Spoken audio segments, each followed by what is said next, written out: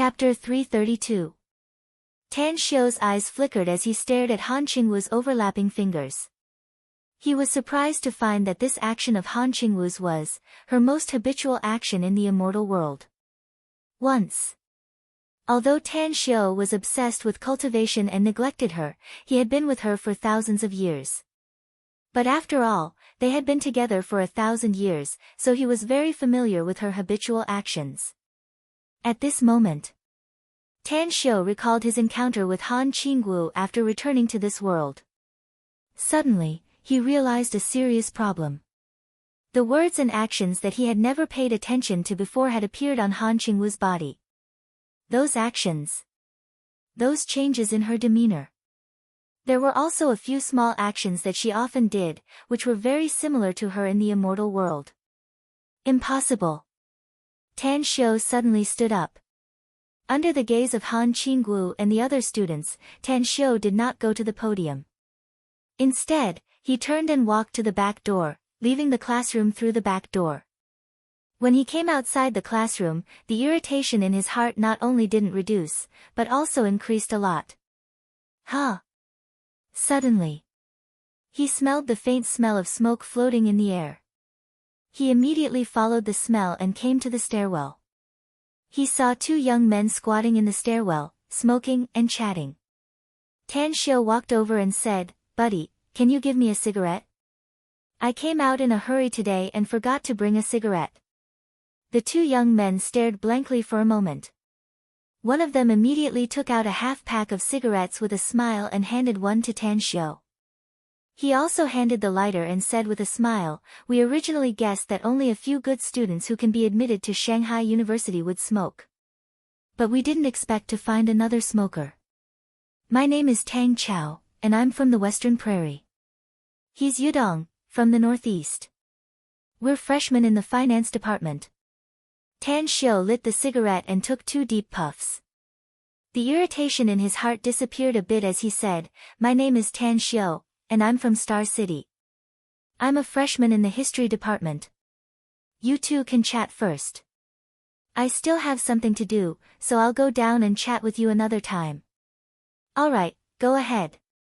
The two of them could also feel Tan Xiu's gloomy mood, so they nodded and said. Tan Xiu smoked a cigarette and walked out of the teaching building. He walked straight to a small forest not far away and sat down on a stone bench beside the path. Two extremely similar faces kept appearing in his mind. Han Qingwu. Xue Qingcheng. His wife in the immortal world was called Xue Qingcheng. The two women's every frown and smile, the two women's words and actions, were constantly churning and comparing in Tan Xiu's mind. The more Tan Xiu compared them, the more he felt that the two women had too many similarities. No way. Xue Qingcheng should still be safe in the immortal world. At most, he would encounter some problems while cultivating the heavenly art of cosmic genesis, but it was absolutely impossible for him to come to Earth.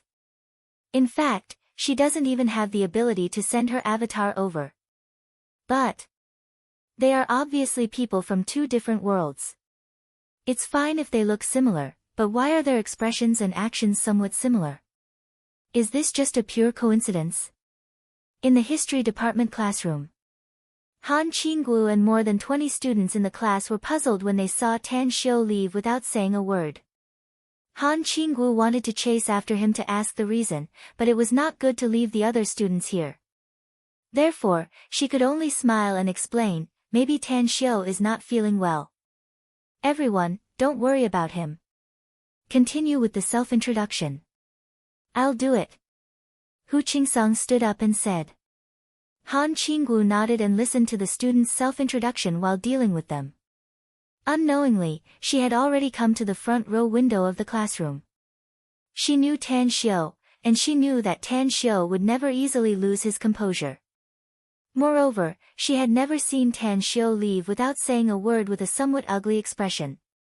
After the students finished their self-introduction, she glanced out of the window. However, at this moment, she clearly saw that in the small forest near the teaching building, Tan Xiu was sitting alone on a stone chair by the side of the path, smoking. That's right. He was smoking. Han Qingwu was stunned. She did not know when Tan Xiu learned to smoke. Something must have happened. Han Qingwu thought to herself. She did not realize that ever since Tan Xiu left the classroom, she had become a little distracted. Did you see that? Miss Han seems to be distracted.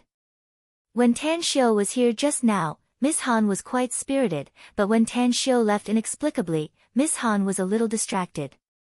Could it be that the rumors are true? Did Miss Han really come to Shanghai University for Tan Xiu? It can't be, right? Does Miss Han really like Tan Xiu? Ever since Tan Xiu left the classroom, the smile on her face has been a lot less. That Tan Xiu is too amazing, isn't he? He actually made Miss Han fall in love with him. I must consult him some other day and learn from him how to pick up girls. The whispers of the students were not heard by Han Qingwu. She reluctantly dealt with the students who came to the stage to introduce themselves. After all the students introduced themselves, she forced herself to smile and said, "Well, I believe everyone knows each other. There's not much to do this morning, so let's have a good chat here. I'll come to the classroom again at 2 p.m., and we'll elect a temporary class leader. After that, we'll go to the teaching materials store to get the list of books and textbooks." Zhao Yang asked, "Miss Han, are there a lot of courses in the university?" Han Qingwu shook her head and said, "Not many. But there are a lot of subjects to study. Although you're students of the history department, you still need to choose some elective courses. As for what you like, you can choose it." "Ah, that's right. I've received a notice from the university that there are a lot of societies in the university. If you like that kind of society, you can sign up, or you can wait until the military training is over before you sign up. Miss Han, can we apply to establish a society by ourselves?" Yu Kai suddenly asked. Han Qingwu shook her head and said, "It's very troublesome to apply to establish a society. This kind of thing must wait until the military training is over." "Got it." Yu Kai nodded. Han Qingwu stayed in the classroom for a few minutes before she casually found an excuse to leave the classroom. When she quickly came to the grove where Tan Xiu was, she looked at Tan Xiu, who was sitting motionless on the stone chair as if he was thinking about something. She secretly sighed inside and asked, "What are you thinking about?" Tan Xiu looked up and saw Han Qingwu. A complicated light flashed in his eyes as he shook his head and said, "Nothing. I just suddenly felt a bit restless, so I came out to breathe some fresh air." Han Qingwu kicked the cigarette but Tan Xiu threw on the ground and said, "You're smoking a cigarette. You must have a lot of things on your mind, right? Tell me, what's on your mind? Maybe I can help you dispel it." Tan Xiu was silent for a moment before he slowly shook his head and said, "You can't help me." Han Qingwu chuckled and said, "How do you know I can't help you? Tell me, maybe I can help you. Don't forget that I'm a teacher and you're my student." Tan Xiu thought for a while and then said, "Since you really want to help me, then I'll ask you a question. If there are two worlds, one is our Earth, and the other is another, do you think the same person will appear in these two worlds?" Han Qingwu couldn't help laughing and said, "How can there be two worlds? Even if there is, it's impossible for the same person to appear in them. Could it be that this person has a cloning technique? Although I don't know much about physics, many physicists have been trying to study whether there is a space similar to our Earth, such as the positive and negative poles. But they have been studying it for many years, yet they haven't found anything." Tan Xiu shook his head and said, "Not finding anything doesn't mean it doesn't exist. I have some unanswered questions in my heart, so I'm a bit restless. Don't worry. I'm fine. Maybe I'll be fine after a while." Han Qingwu forced a smile and said, "I really don't know what's going on in your head. Forget it. Don't let your imagination run wild. You haven't introduced yourself in our class." Tan Xiu shook his head and said, "Forget it. Even if I don't introduce myself, I'm afraid everyone already knows me. After all, us teachers and students have entered the same university at the same time, continuing to maintain a teacher-student relationship has long been known by them. Han Qingwu's ring finger pressed on top of her little finger, middle finger pressed on top of her ring finger, and index finger pressed on top of her middle finger. She gently raised her hand to brush her long hair and said with a smile, "So, you still have to thank me for making you famous? How about it? If you have nothing to do at noon, how about treating me to lunch?" Tan Xiu shook his head and said, "I have something to do at noon." Han Qingwu was confused and asked, "What do you have to do? Don't tell me you don't want to treat me to lunch." "I'm going to look for someone at noon," said Tan Xiu. "The vice president of our history department." Han Qingwu stared blankly and asked with a puzzled expression, "Why are you looking for the vice president?" "To ask for leave," Tan Xiu said. Han Qingwu was dumbfounded. She never dreamed that Tan Xiu would look for the vice president to ask for leave. She was perfectly aware of Tan Xiu's ability to ask for leave. When Tan Xiu was studying in Xingqing No. 1 High School, he often asked for leave from time to time, and the number of days he asked for leave was very long. It was fine if he asked for leave before. But why did he want to ask for leave now? He had a lot of things to do in Star City, but now that he came to Demonic City, how could he have more important things to do? "Tan Xiu, why are you asking for leave?" "I don't want to participate in the military training." "I think it's very boring," said Tan Xiu. "So I'm taking advantage of the time when others are having their military training, so I'm going to preview my freshman course. My studies will be very easy when the school officially starts." Han Qingwu suddenly understood and said with a smile, "So you don't want to participate in the military training. I can understand this. When I was in college, I also did everything possible to not participate in the military training. Even if I didn't ask for leave, I would always find all kinds of excuses to reduce the military training time. But if you go to the vice president, will he agree?" "The vice president of Demonic City University's history department is Lu Bai," said Tan Xiu. "I know him." "You know the vice president?" cried Han Qingwu incredulously. Chapter 333. Tan Xiu didn't expect that Han Qingwu would make a fuss over such a trivial matter. He nodded and said, "He's an acquaintance of mine. I met him when I went to Tianjin City before, so we had a bit of an interaction." "You want to ask him for a leave just because of a bit of interaction?" "As far as I know, Vice President Lu is an old-fashioned man who's very difficult to talk to." An inexplicable expression hung on Han Qingwu's face. It was obvious that she knew Lu Bai and didn't like him. "Are you also familiar with him?" asked Tan Xiu. "I'd rather not," said Han Qingwu. "Originally, I was arranged to go to Shanghai University smoothly, but upon seeing that Han Qingwu didn't continue, Tan Xiu immediately smiled and asked, 'What happened to him?' Han Qingwu shook her head and said, 'Forget it. Let's not talk about this matter anymore. If you want to ask for a leave, you must find a good excuse. I can help you apply to the other leaders in the department. However, as far as I know, the teachers and professors in our department are not qualified to decide whether the freshmen can ask for a leave during the military training." "Why?" Tan Xiu stared blankly and asked with a puzzled expression. "The military training is different from the past, especially the military training in a regular university. It's very strict," said Han Qingwu. "Generally speaking, the students who can ask for a leave are not suitable to participate in the military training unless they are sick." Tan Xiu was silent for a moment and then slowly said, "I'll give it a try. It's best if I can ask for a leave, but if I can't, I'll participate in the military training." "All right." Han Qingwu nodded and asked, "What are you going to do next? Go back to the classroom? Or is there anything else to do in the class?" asked Tan Xiu. "Not for the time being." Han Qingwu shook her head. "Since there's nothing else, then I'll go first," said Tan Xiu. "I'm going to borrow some books from the campus library." "That's right, can I borrow books from the library of Shanghai University at this time?" Han Qingwu smiled and said, "Sure." Tan Xiu stood up, waved his hand and said, "Then I'll go to the library. You can go about your business." 20 minutes later. Tan Xiu arrived at the library. What made him speechless was that the University of Shanghai occupied a huge area. It was at least 10 times bigger than the Xingqing No. 1 high school that he had studied in the past. It took him 20 minutes to walk from the main teaching block to the library. And this was under the condition that they did not take the wrong path after asking around.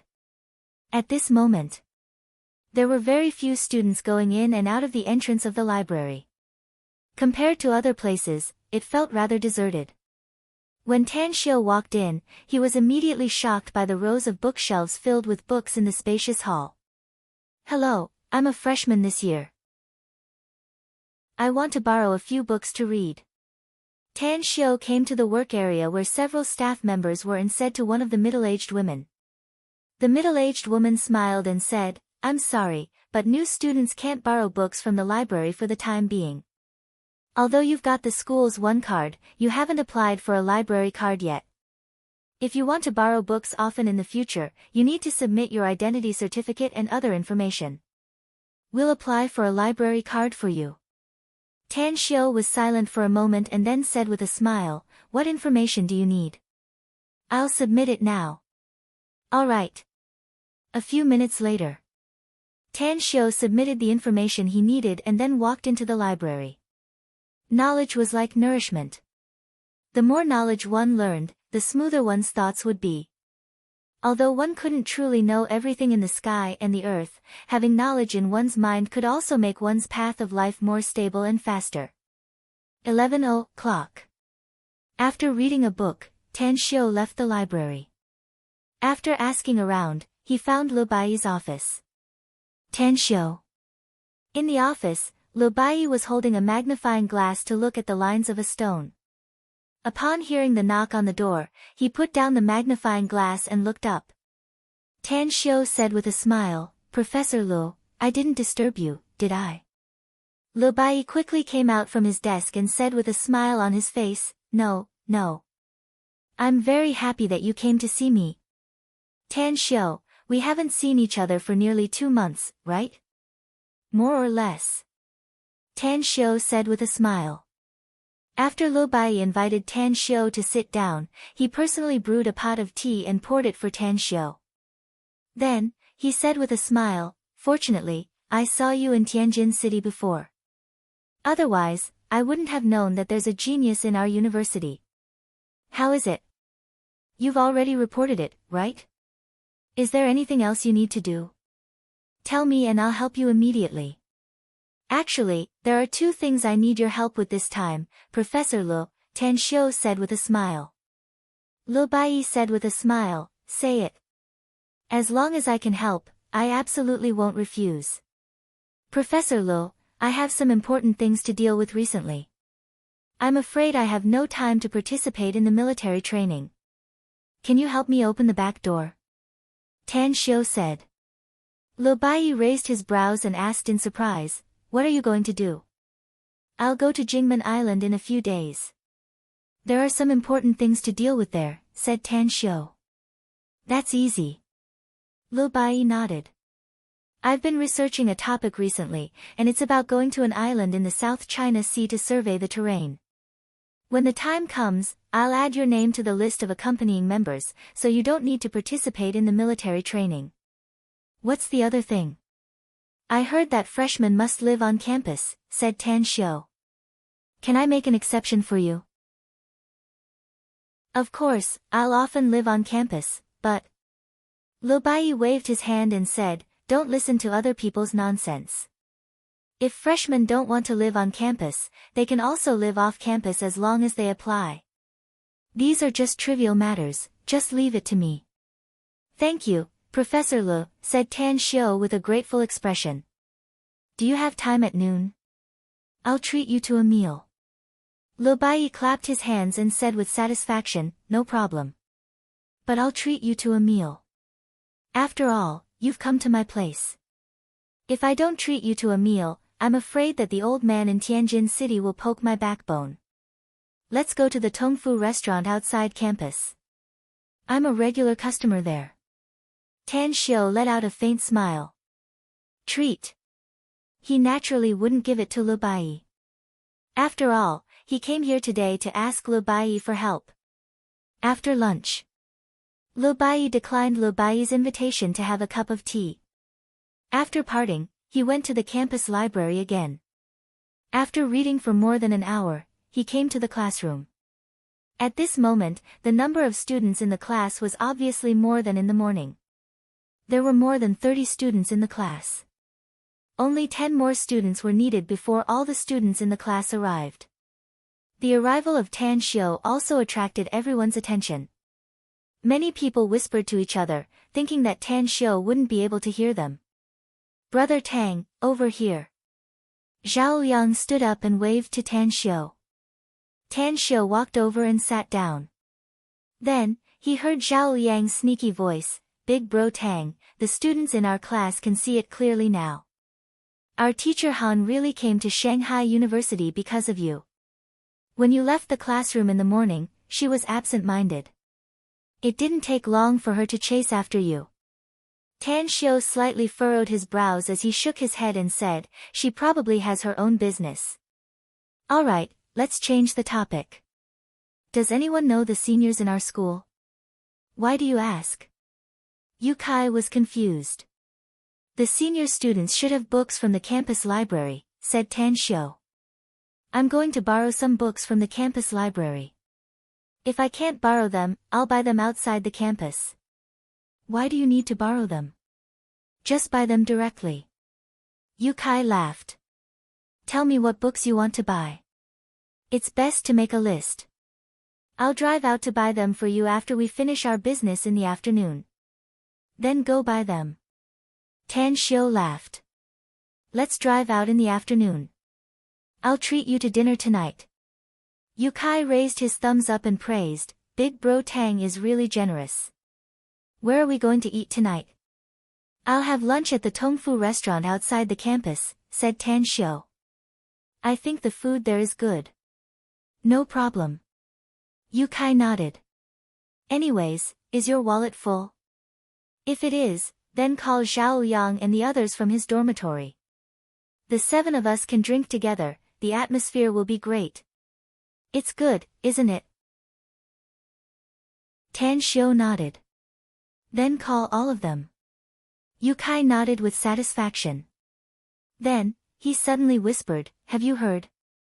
That guy from our dormitory who hasn't come yet was injured by some gangsters while doing a good deed. He's now hospitalized in Shanghai Hospital. I heard that the injury isn't serious, but he won't be able to come to campus for some time. I'm really envious. He doesn't even need to participate in the military training. Doing a good deed. Injured? What happened?" Tan Xiu was confused. "That dude encountered a robber," said Yu Kai. "He helped an old woman snatch back her purse, but he was stabbed by the robber. Since he was afraid of delaying the registration to campus, he was quite tough and covered his wound to come to our campus from the subway station a few kilometers away. I heard that the teachers at the registration office saw the situation and called the police. Later, the police investigated and found out that the kid was stabbed by the robber because he was doing a good deed. That's right, the old woman's son and daughter also made a silk banner. Our campus can be said to be famous this time." A smile appeared on the corner of Tan Xiu's mouth as he nodded and said, "It seems that our dormitory brothers have one more man. How about we find time to go to the hospital to see him?" "We've discussed it," said Yu Kai. "We're going to the hospital in the afternoon. Yu Kai and the others from his dormitory will also go. Then let's go together," Tan Xiu said with a smile. At this time, Han Qinggu came in from outside the classroom.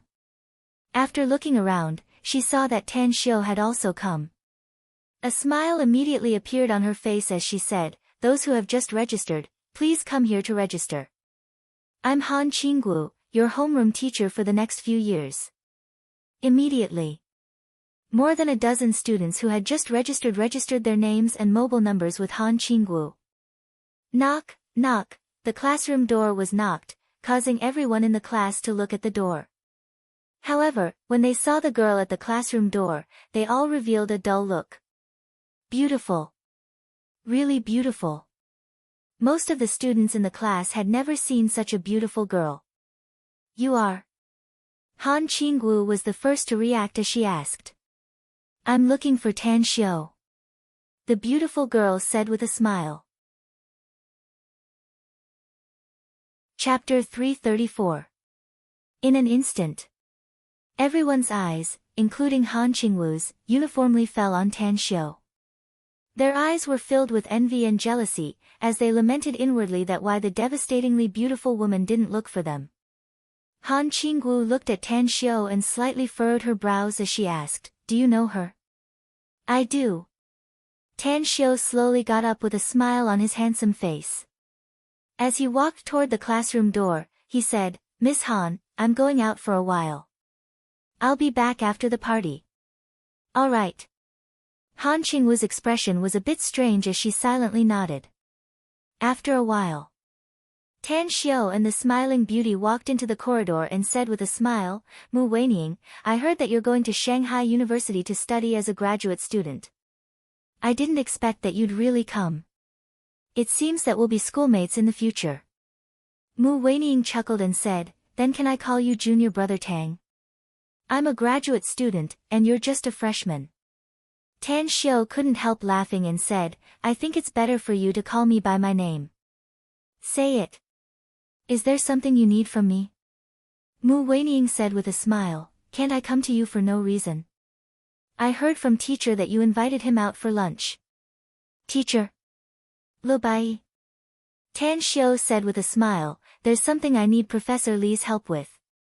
It just happened to be lunchtime, so we went out for lunch together. Mu Weining nodded and said, I heard from teacher. Do you have time tonight? I'll treat you to dinner. Tan Xiu shook his head and said, I've made an appointment with my classmates to invite them to dinner. If you want to come with us, then come over. If you don't want to, then another day. Mu Weining hesitated for a moment before she shook her head and said, I'm not going. I'm not familiar with your classmates. Let's do it tomorrow. Let's meet at the campus gate tomorrow evening. All right. Tan Xiu nodded. Mu Weining said with a smile, I was worried that you wouldn't be easy to get along with before. But after I learned from Tang Ying that you're her younger brother, I was completely relieved. Tang Ying? Tan Xiu was confused. You know her? Mu Weining smiled and said, We are best friends who have played together since we were young. Tan Xiu smiled bitterly and said, The world is quite small. All right, it's time for me to return to the classroom. Let's exchange contact information and meet tomorrow evening. All right. After exchanging phone numbers, Mu Weining left with a smile. When Tan Xiu returned to the classroom, he immediately attracted everyone's attention. Han Qingwu didn't say anything, but when Tan Xiu returned to his seat, Yu Kai, Hu Qingsong, and the others quickly leaned over. Big Bro Tang, my dear brother. By the way, who was that beauty just now? Hu Qingsong asked intimately as he wrapped his arms around Tan Xiu's shoulders with a northeastern accent. Zhao Yang also asked in a hurry, Yes. Boss Tang, you can't hide it. A beauty of that level was really, really beautiful. I'm willing to live 10 years less if I can have such a beauty as my girlfriend. Tan Xiu was at a loss whether he had to cry or laugh as he looked at them and helplessly said, I'm not familiar with her. We just had a meal together. Since we knew each other before, she came over to chat with me when she heard that I was studying at Shanghai University. If you guys want to pursue her, I can help you pull some strings. She's mine. You can't snatch her from me. Yu Kai hurriedly said. Big Bro Tang, Big Brother Tang, can you tell me her contact information? I'll treat you tonight. I'll treat you to a big meal tonight. Tan Xiu couldn't help laughing and said, It's not convenient for me to tell you her contact information, though. But I'll ask her tomorrow. If she's willing to get to know you, I'll tell you her contact information at that time. After all, that mobile number is her privacy. At this moment, Yu Kai showed a magnanimous spirit as he raised his thumb and praised, Big Bro Tang is indeed Big Bro Tang. You know how to respect beauties. No problem. I'll wait for your good news tomorrow. If you insist on treating us tonight, I won't snatch her from you. After we eat and drink to our heart's content, I'll treat everyone to the best KTV in Shanghai. Hu Qingsong grinned and said, Big bro Tang, we can't favor one and discriminate against the other. You gotta give us her contact information, too. Zhao Yang nodded and said, That's right. A fair and graceful lady is a gentleman's dream. Since we don't have a girlfriend, then let's pursue her together. Whoever could win the heart of a beauty, that would depend on his ability. In any case, I know that even if we brothers don't do it, there will be countless cheap men who will throw themselves at her. Yu Kai gave it a thought and felt that Zhao Yang was right. Any man would be attracted to a woman of that level. But nowadays, there were many bold men, so there must be a lot of flies circling around her. All right. But we brothers have to agree that no one can play dirty tricks. If anyone can win the heart of the beauty and win her heart, everyone must give their sincere blessings. No problem. Agreed. Good. The 7 or 8 guys around Tan Xiu nodded with satisfaction. Tan Xiu looked at their appearance and was secretly speechless. He looked at Han Qingwu's eyes and pretended not to see anything. Then, he said in a low voice, Brothers, Miss Han is a bit dissatisfied with us talking here. As for how to pursue the beauty, let's talk about it after we leave the classroom, shall we? All right. Everyone looked at Han Qingwu and found that Han Qingwu's expression didn't look good, so they immediately straightened up. Yu Kai raised his hand to cover his mouth and said, Big bro Tang, it's really a pity. You already have a great beauty like Miss Han, so you can't snatch her from us. Rest assured, we brothers will compensate you. Hu Qingsong will wash your socks for a few months. Hu Qingsong vaguely heard Yu Kai's words and quickly bowed his head and said, Go to hell, Yu Kai. Why don't you wash Big bro Tang's socks for a few months? I'll treat you to dinner. I have money, too. Tan Xiu heard the two of them quarreling in a low voice. He immediately stretched his hand and twisted their waists. As their faces changed, he whispered, If you two keep quarreling, I won't give you my contact number. There were only a few things in the class in the afternoon. They elected a temporary class cadre. What made Tan Xiu speechless was that he didn't want to participate in the election, yet everyone unanimously voted to give him the position of class monitor. Another girl was elected as the deputy class monitor. Soon, the other class cadre were also elected. Although it was temporary, Han Qingwu still took everyone to get their books. After everyone got their textbooks, Han Qingwu directly announced the dismissal. Tan Xiu, stay here. Han Qingwu called out to Tan Xiu, who was about to leave. Standing next to Tan Xiu, Yu Kai quickly took out the BMW key and threw it to Tan Xiu. He winked and shouted, Big bro Tang, if you go out on a date, drive my car. If you don't come back tonight, I'll treat you to dinner tonight. Also, I won't leave the dormitory door for you. Get lost. Tang Xiu caught the car key and threw it back to him with a smile. Moreover, Yu Kai's group also helped him take the textbooks back to the dormitory. Han Qingwu stared at Yu Kai with a funny and angry expression. She was a college student, so she naturally knew the meaning behind Yu Kai's words. If you talk nonsense again, I'll make you fail your English course. Brothers, let's go. Yu Kai hastily ran away after hearing it. Strolling on the tree-lined trail in the campus, Han Qingwu didn't speak, and neither did Tan Xiu. Just like that, the two of them walked aimlessly. Finally, Han Qingwu turned to look at Tan Xiu and asked, Who's the belle who looked for you before? I thought you could hold back and not ask. Tan Xiu said with a smile. She's Professor Li's student, and she's a postgraduate student at Shanghai University this year. I met Professor Lu in Tianjin City and also met her at the same time. Han Qingwu suddenly understood and said with a smile, I didn't expect that you're quite popular with girls.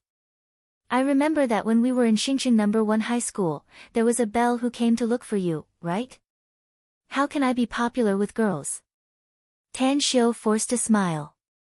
I'm busy with all kinds of things every day, and I'm exhausted to death.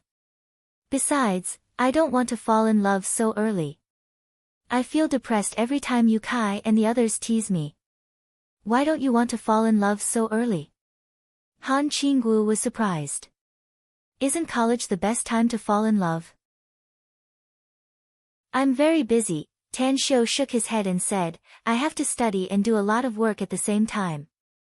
Love doesn't mean much to me.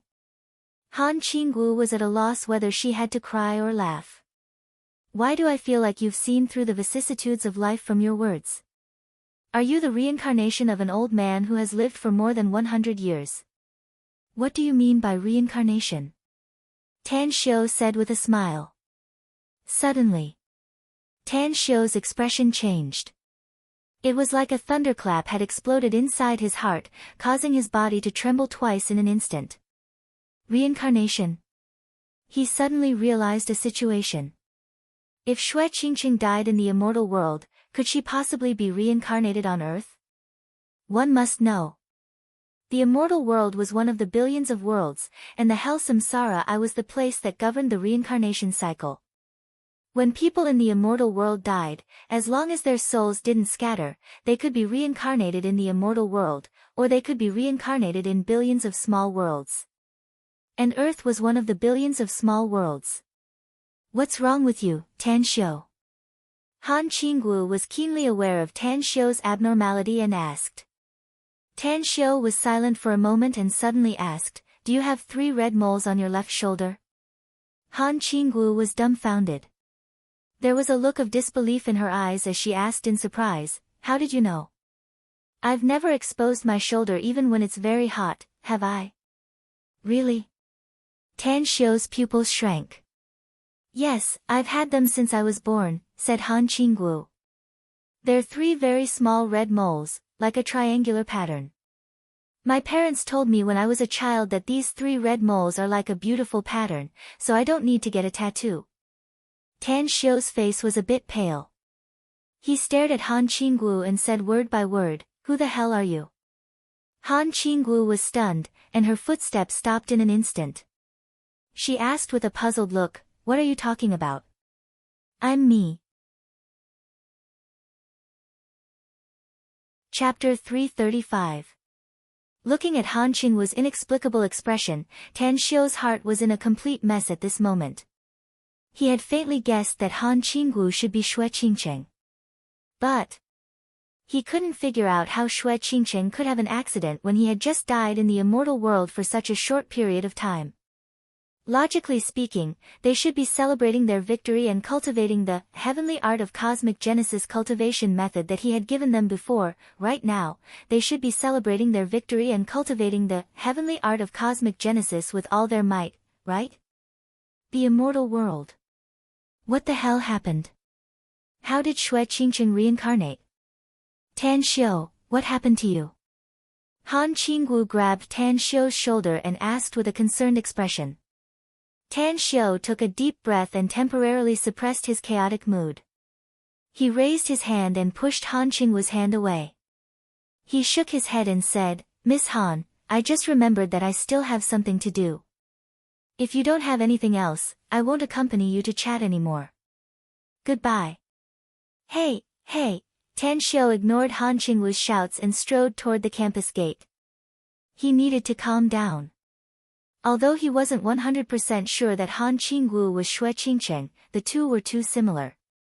Their appearance was similar, their behavior was similar, and they even had the same 3 red moles on their shoulders. Xue Qingqing once told him that the 3 red moles would accompany her forever. Even if she reincarnated and entered the samsara, she would still bring those 3 red moles with her. But now, Tan Shou didn't know how he should face Han Qingwu. Kill her. Tan Shou just looked at her puzzled expression and couldn't bear to do it. Get her again. Tan Shou recalled the scene when he was killed in the immortal world. His heart felt like it was being torn apart. How could he get her again? How could he have the slightest romantic feelings with her? Bewildered. With this mood, Tan Shou returned to the Blue Star Villa complex. After taking a shower, he put on his pajamas and sat on the bed. He needed to calm down. After a long while. Only then did Tan Xiu slowly calm down. He had already thought it through. If Han Qingwu was really Shui Qingcheng, he would definitely kill her with his own hands. However, before the final confirmation, he needed to keep his distance from Han Qingwu. Let's go out for some fresh air. Tan Xiu put on his clothes and dialed Yukai's number. Where? I'm in the dormitory. I'm on my way to the hospital. Tan Xiu said, I'll be waiting for you at the campus gate. Hurry up and come here.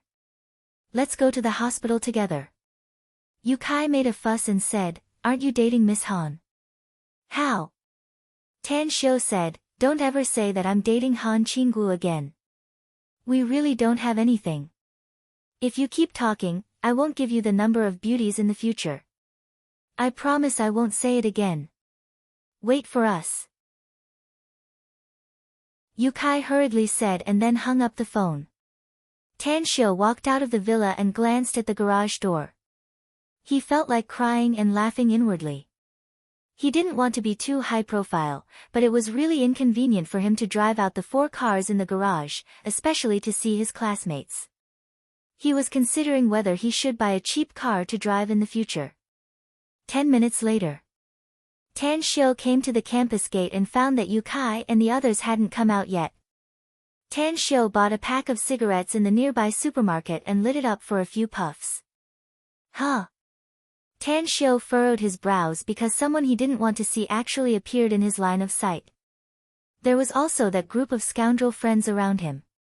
Can't that group of second-generation nouveau riche live a normal life? Living a befuddled life all day and wasting away their youth. It's really meaningless. Tan Xiu looked at them from afar. Looking at those supercars around them, he secretly shook his head. About 2 minutes later. A BMW drove out of the campus. When it stopped at the corner of the campus gate, Yukai, Hu Qingsong, Zhao Yang, and the others came out. Oh, isn't this young master Yu? TSK, being admitted to Shanghai University is really different. Especially his taste. It's getting more and more trashy. He even mingles with a bunch of unsophisticated students.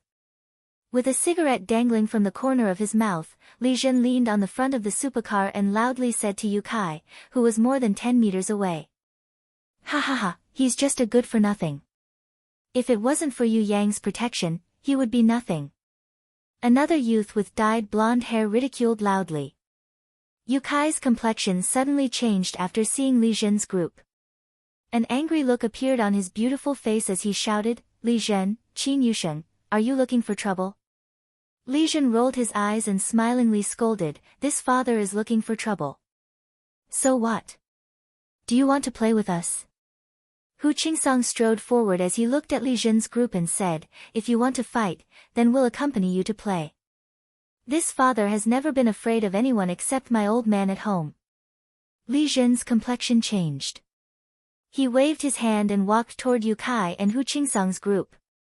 Standing in the distance, Tan Xiu looked at Li Zhen and Yukai's group with a helpless expression. The reason why he made a race bet with Li Zhen in Changxi City was not entirely because he didn't like Li Zhen. The main reason was that he would often get along with Yukai in the future, so he hoped that Li Zhen would stay away from him. So that he wouldn't have to help solve the conflict between the two of them.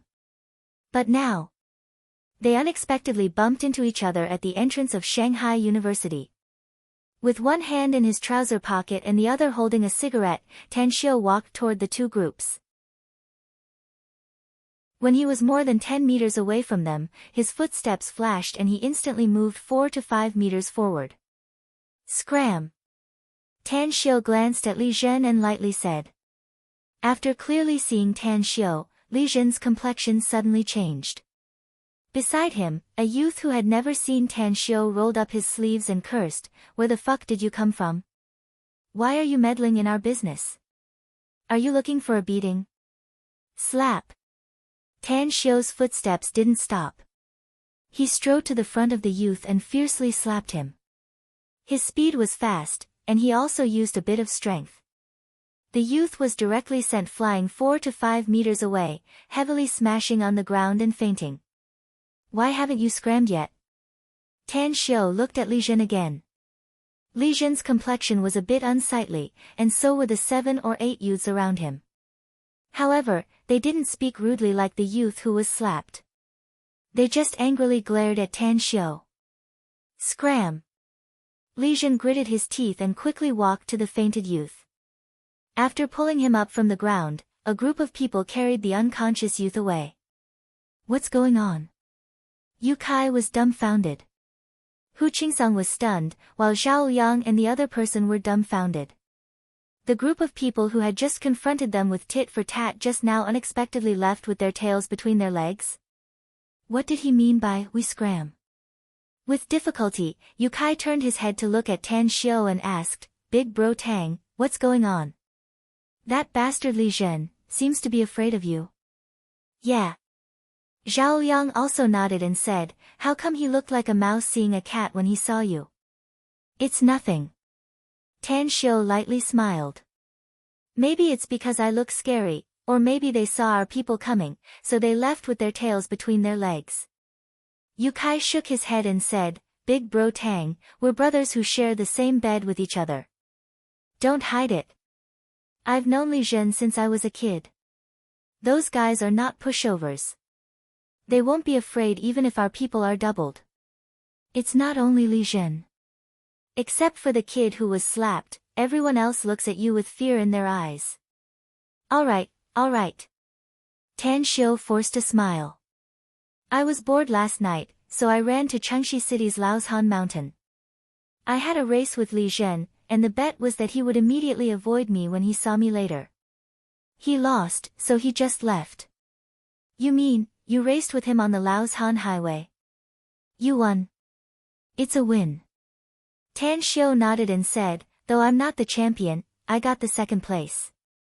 Yu Kai's lips squirmed and he suddenly said, Big Bro Tang, I just realized that you're the one who hid your abilities.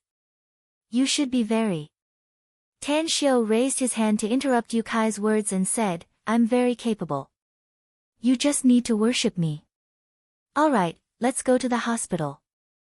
Also, this car of yours doesn't seem to be able to seat so many of us. Yu Kai opened his mouth, but he swallowed the words he wanted to say back into his stomach. He was a smart man, else he wouldn't have been admitted to Shanghai University. From Tan Xiu's reaction, he could tell that Tan Xiu didn't want him to say the rest. Big Bro Tang and I will take a taxi. Hu Qingsong said, remember to wait for us at the gate if you arrive at the hospital ahead of time. Alright. Yu Kai hesitated for a moment before he nodded. As the BMW left, Hu Qingsong turned his head and looked at Tan Xiu, saying with a smile, Big Bro Tang, Yu Kai just wanted to say that you're also very rich, right? I really didn't expect that you, who always kept a low profile, turned out to be a rich second generation. Tan Xiu couldn't help laughing and said, what do you mean I'm rich? I think it's more interesting to spend my family's money than my own. So aside from the gifts from my family, the money I spend is all earned by myself. You earned it yourself? Hu Qingsong was surprised. How did you earn it? Tan Xiu smiled and said, I opened a company, sold calligraphy and paintings, and became a doctor. Shortly put, I do whatever I can to make money. Hu Qingsong rolled his eyes. He didn't believe Tan Xiu's words at all and smilingly scolded, Big Bro Tang, I just found out that you're the best at bragging among us all. Don't you think that bragging is also a kind of skill? Tan Xiu said with a smile. There's a saying that having a good mouth is better than having a good heart. These days, people who are good with words are very popular. That's a fallacy. Hu Qingsong said. Those who talk extravagantly but don't do things well are not good people. Hee hee. Hu Qingsong didn't want to talk about this topic anymore and said, let's go. Don't let Yu Kai and the others wait for too long. Immediately. The duo stopped a taxi and rushed to the Shanghai hospital. Looking at Quiet Night's sincerity, brothers and sisters, you must throw your guaranteed monthly tickets to Quiet Night. Thank you very much. Chapter 336. Shanghai, Dynasty Clubhouse. Expensive supercars roared into the clubhouse's entrance and stopped in the parking lot. Several security guards of the clubhouse hurriedly helped open the door. Take Yu Ji inside. Li Zhen got off the car and ordered with an indifferent expression. Shortly after, Li Zhen and his group entered the clubhouse's main building and took the elevator straight to the third floor where there was a magnificent and spacious hall. The security guards who followed them put the unconscious youth on the sofa and then left. Too arrogant. He's really too arrogant. Big brother Zhen, I can't swallow this humiliation. A youth dressed in strange clothes angrily shouted. Li Zhen coldly glanced at him and asked, You can't swallow this humiliation, but do you think we can? The key is, we have no way to retaliate. The youth furrowed his brows and angrily said, Why can't we retaliate? Don't tell me that brat has some skills and we have to swallow this humiliation. Yu Ji was beaten by him and he hasn't woken up yet. I'm afraid he got a concussion. Li Zhen looked at Yu Ji lying on the sofa in front of him.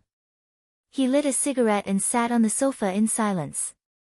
If he hadn't met Tan Xiao in Changxi and experienced that race, he wouldn't have hesitated to retaliate against Tan Xiao and make Tan Xiao suffer. But he absolutely couldn't and didn't dare to do that now. Big brother Zhen, say something. We can't really avoid him according to the original bet, can we? Since childhood, those who stand on our heads and shit on us have never had a good ending, right? The youth angrily shouted. Li Zhen took a deep breath and forced a smile. Do you think I don't want to deal with that guy? But if our revenge fails and he knows that we're the ones who did it, I'm afraid we'll all be screwed. The youth stared blankly and asked with a confused expression, What do you mean? Li Zhen said in a deep voice, As the saying goes, know yourself and know your enemy, and you'll emerge victorious in every battle. But do we know anything about that surname Tang? Rashly provoking a powerful character will only bring us bad luck. Also, there's something I didn't tell you. Qi Nan wanted to kill Huan Yu in the race last night. If it wasn't for Tan Xiao, Huan Yu would already be a dead man. The youth said in confusion, After the race yesterday, I did hear Huan Yu mention this. Could it be true? Yes, it's true. Li Zhen nodded. I've observed the scene of the accident and I've also observed Huan Yu's car. It was just as he said. If it weren't for Tan Xiao, he would have been killed by Qi Nan. It could be seen that Qi Nan was a cruel and merciless woman who treated human life as grass. And that woman was actually so respectful in front of Tan Xiao. Haven't you figured out the crux of the problem? Brother Zhen, you mean? Tan Xiao has a very powerful background? The young man asked in surprise. Li Zhen sneered, The Everlasting Feast Hall is one of the top restaurants in Shanghai. I'm afraid the big boss behind the scenes is not simple. I suspect that Tan Xiao has a deep relationship with the Everlasting Feast Hall. If you want to deal with Tan Xiao, then first investigate his background. Otherwise, if you act rashly, it's very likely that you'll be the unlucky ones. For a moment, the other 5 people fell into silence. If Li Zhen's analysis was correct, then they really wouldn't dare to act rashly against Tan Xiao. After all, the other party's background shouldn't be small since he could make a cruel and merciless woman like Qi Nan respect him. If they were to provoke him, the other party might send someone to kill them. Let's wait until Ji wakes up. Li Zhen sighed inwardly. He grabbed the beer on the table, opened it, and gulped it down. Shanghai First Public Hospital. After getting off the taxi, Tan Xiao and Hu Qingsong saw Yu Kai and the others already waiting at the entrance. The group of 6 bought fruit baskets nearby and then rushed to the inpatient department's ward that Yu Kai had inquired about. Room 608 of the inpatient department. Xue Chao was leaning on the bed with a bored expression. His mobile was spinning in his palm, but he didn't have the mood to look at it. He came out from the ravine, intending to come to the big city to see the world and learn something useful. He didn't expect that on the first day in Shanghai, Hong Kong, he would be injured. We were careless. We were really careless. Those little brats only knew a little bit of martial arts, but they were stabbed by them in the end.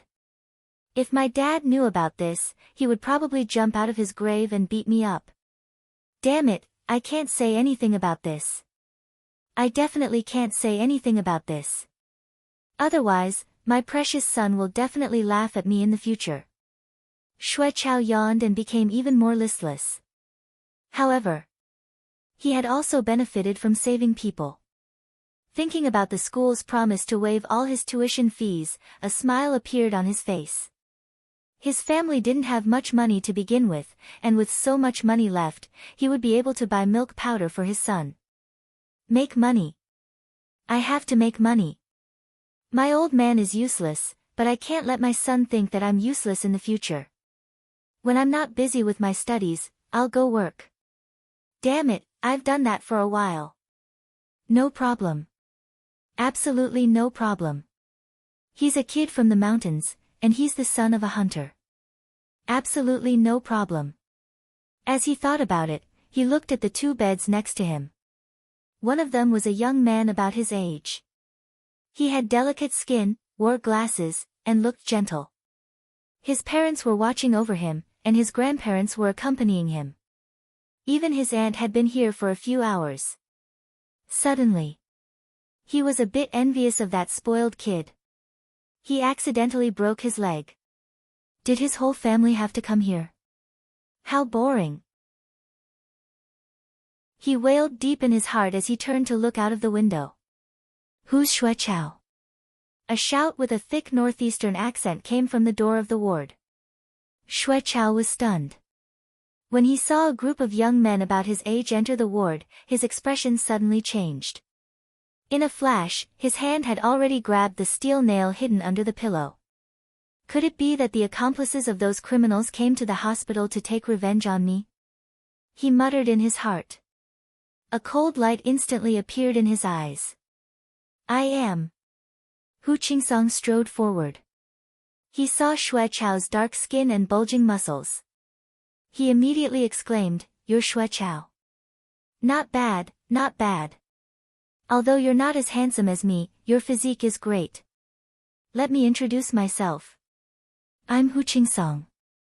You can call me Old Hu or Qingsong.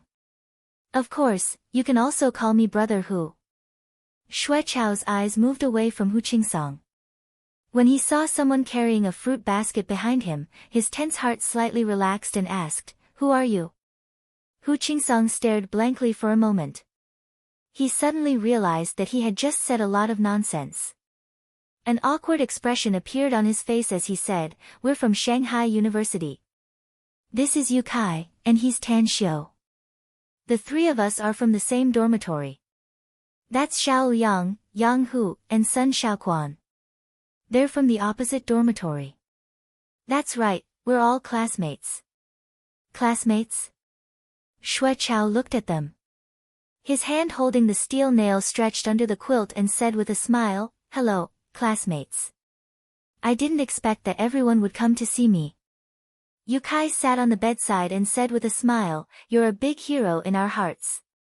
We've been discussing about coming to see you ever since we heard about your glorious deeds.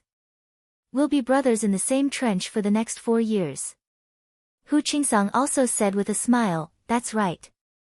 It's said that a lifetime of classmates will be close friends for 8 lifetimes. We're not only classmates, but we'll also live together in the future, so we're even closer. It's a pity that I'm not a woman, else I'd definitely let my brothers have a good time first.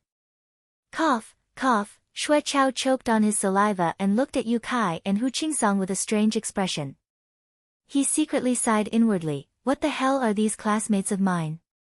Tan Xiu approached Xue Chao a few steps and said, How come you're the only one here?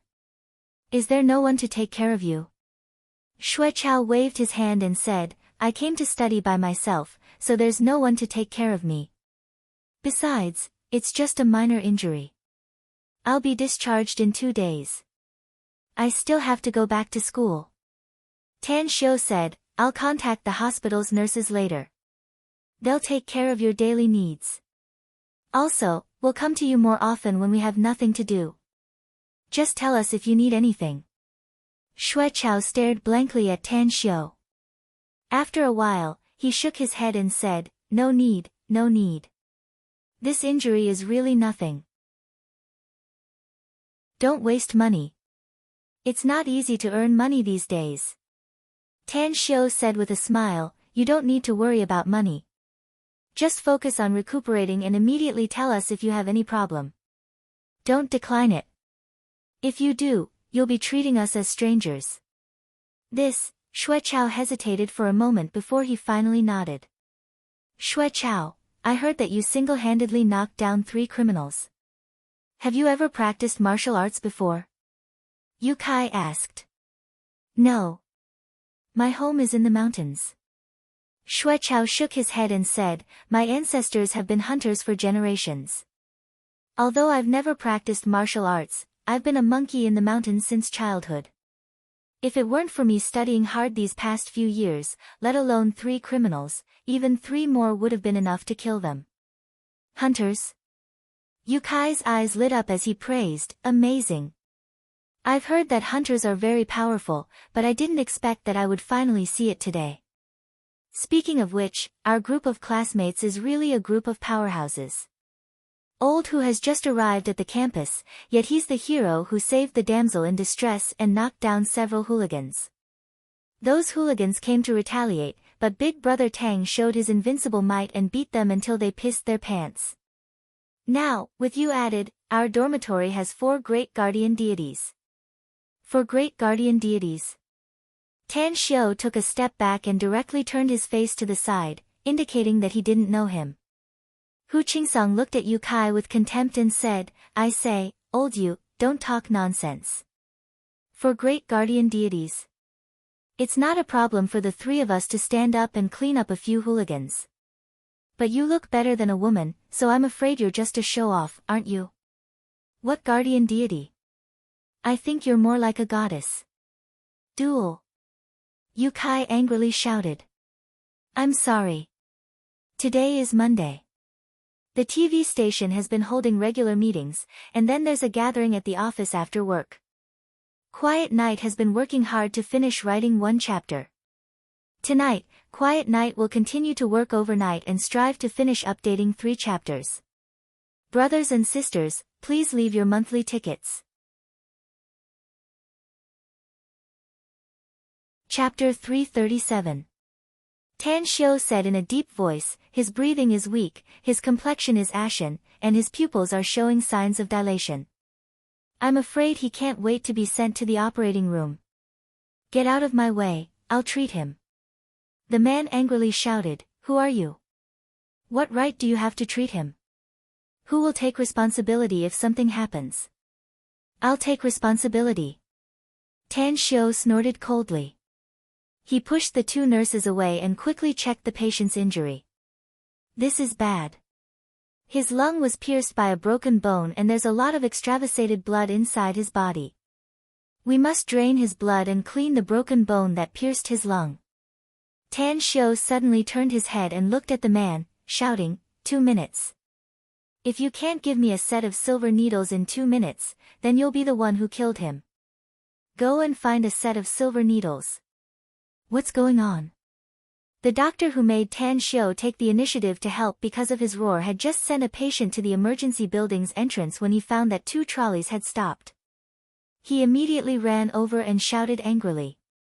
The doctor who had just been berated by Tan Xiu quickly said, "Director Hu, this bastard is obstructing us from going in. He's still spouting nonsense here." The man who was called Director Hu was startled after seeing the patient's condition. When his eyes glanced at Tan Xiu who was checking the patient's pulse, he asked in a deep voice, "Who the hell are you? Don't interfere with our treatment of the patient. Don't you know that saving a life is like fighting a fire?" "I'm also a doctor," Tan Xiu said in a deep voice. "I just heard you say that the hospital doesn't have enough doctors and operating rooms, so I came to help. I don't care who you are, but cut the crap. I've already diagnosed him. He'll die in 2 minutes at most if you don't find the silver needles." Director Hu stared blankly and immediately said to the doctor who had just reported to him, "Go find the silver needles immediately. Be quick." Understood. The doctor was a bit reluctant, but he still ran away in big strides. Director Hu then looked at Tan Xiu again and asked, "You shouldn't be a doctor in our hospital, right? Where are you working now? I just saw you feeling the pulse of the injured. Are you a traditional Chinese medicine doctor?" Tan Xiu replied in a deep voice, "Star City Chinese Medical Hospital, Tan Xiu." Star City Chinese Medical Hospital. The Chinese medical hospital that had become famous in recent months and was rumored to have a young miracle-working doctor. Moreover, the name Tan Xiu seemed very familiar. Director Hu raised his brows and suddenly asked, "Are you the young divine doctor of Star City Chinese Medical Hospital?" Tan Xiu quickly glanced at him and lightly said, "It's not the time to talk about it now. Immediately send all the heavily wounded here. Also, get the people around to disperse and ensure air circulation. Also, help me get a few basins of water and clean towels. Also, ask the doctors in your hospital to bring the suturing tools and cooperate with me." Dean Hu hesitated. He didn't know if he should trust Tan Xiu. After all, Tan Xiu looked too young. Even if he used to be a doctor, he really didn't know how to make a decision in such an emergency. "I need to report this to the dean. President Zhuge will be here soon." Tan Xiu didn't answer him, but quickly stopped the bleeding on the wounded's wound. Inside the emergency building, President Zhuge Wenfeng was followed by several hospital leaders as he strode outside. He received a call from the fire department and immediately ordered to prepare to receive the wounded. Due to the accidental collapse of the construction site, dozens of workers were seriously injured. As the hospital's president, he must rescue as many wounded as possible in such a big accident. Even though he hadn't entered the operating room for half a year, he was ready to perform the surgery himself. "What's going on? Why did you stop here?" After Zhuge Wenfeng ran outside the emergency building and saw the scene in front of him, he immediately shouted. Hu Qiubu's eyes lit up. He strode forward and repeated Tan Xiu's words from beginning to end. Finally, he said, "President, I think he's a Chinese medical doctor, so what? Can you joke about this? Take him." Oh my God. This wounded man's wound is no longer bleeding. What method did that person use just now? A nurse next to the trolley nearby suddenly shouted. Her voice directly interrupted Zhuge Wenfeng's words. Zhuge Wenfeng's complexion changed. He strode to the trolley and asked in a deep voice, "What's the situation?" The nurse was obviously a bit nervous when she saw the president personally come over. She stuttered, "The president, he just treated the wounded, and the wound is no longer bleeding." Zhuge Wenfeng suddenly turned his head and looked at Tan Xiu, asking loudly, "You said you're a doctor from Star City Chinese Medical Hospital? And your name is Tan Xiu?" "Yes." Tan Xiu, who had just stopped the bleeding of the wounded in front of him, simply replied to the doctor. Zhuge Wenfeng quickly took out his mobile and dialed a cell number. After the call was connected, he quickly asked, "Is this President Li Hongji?" "I'm Zhuge Wenfeng from Shanghai's First People's Hospital. We've been in contact before, and we've also met at the Imperial City's Medical Exchange." "Ha, it's President Zhuge. What wind brought your voice here today? Is there something you need from me?" Li Hongji's voice came out of the phone. Zhuge Wenfeng said, "Yes. I want to ask you about someone. Is there a young doctor called Tan Xiu in your Star City Chinese Medical Hospital?" Li Hongji stared blankly and asked, "Why are you asking about Tan Xiu? He's indeed a doctor from our hospital." Zhuge Wenfeng said, "There was an accident at a construction site in Shanghai and a lot of seriously injured people have appeared. He stopped the doctors from our hospital to treat the wounded." "Let him treat them." Li Hongji replied without hesitation. Zhuge Wenfeng stared blankly and asked, "Is his medical skill very good?" "President Li, you must know that the injured people are very seriously injured. If they can't be treated in time, I'm afraid."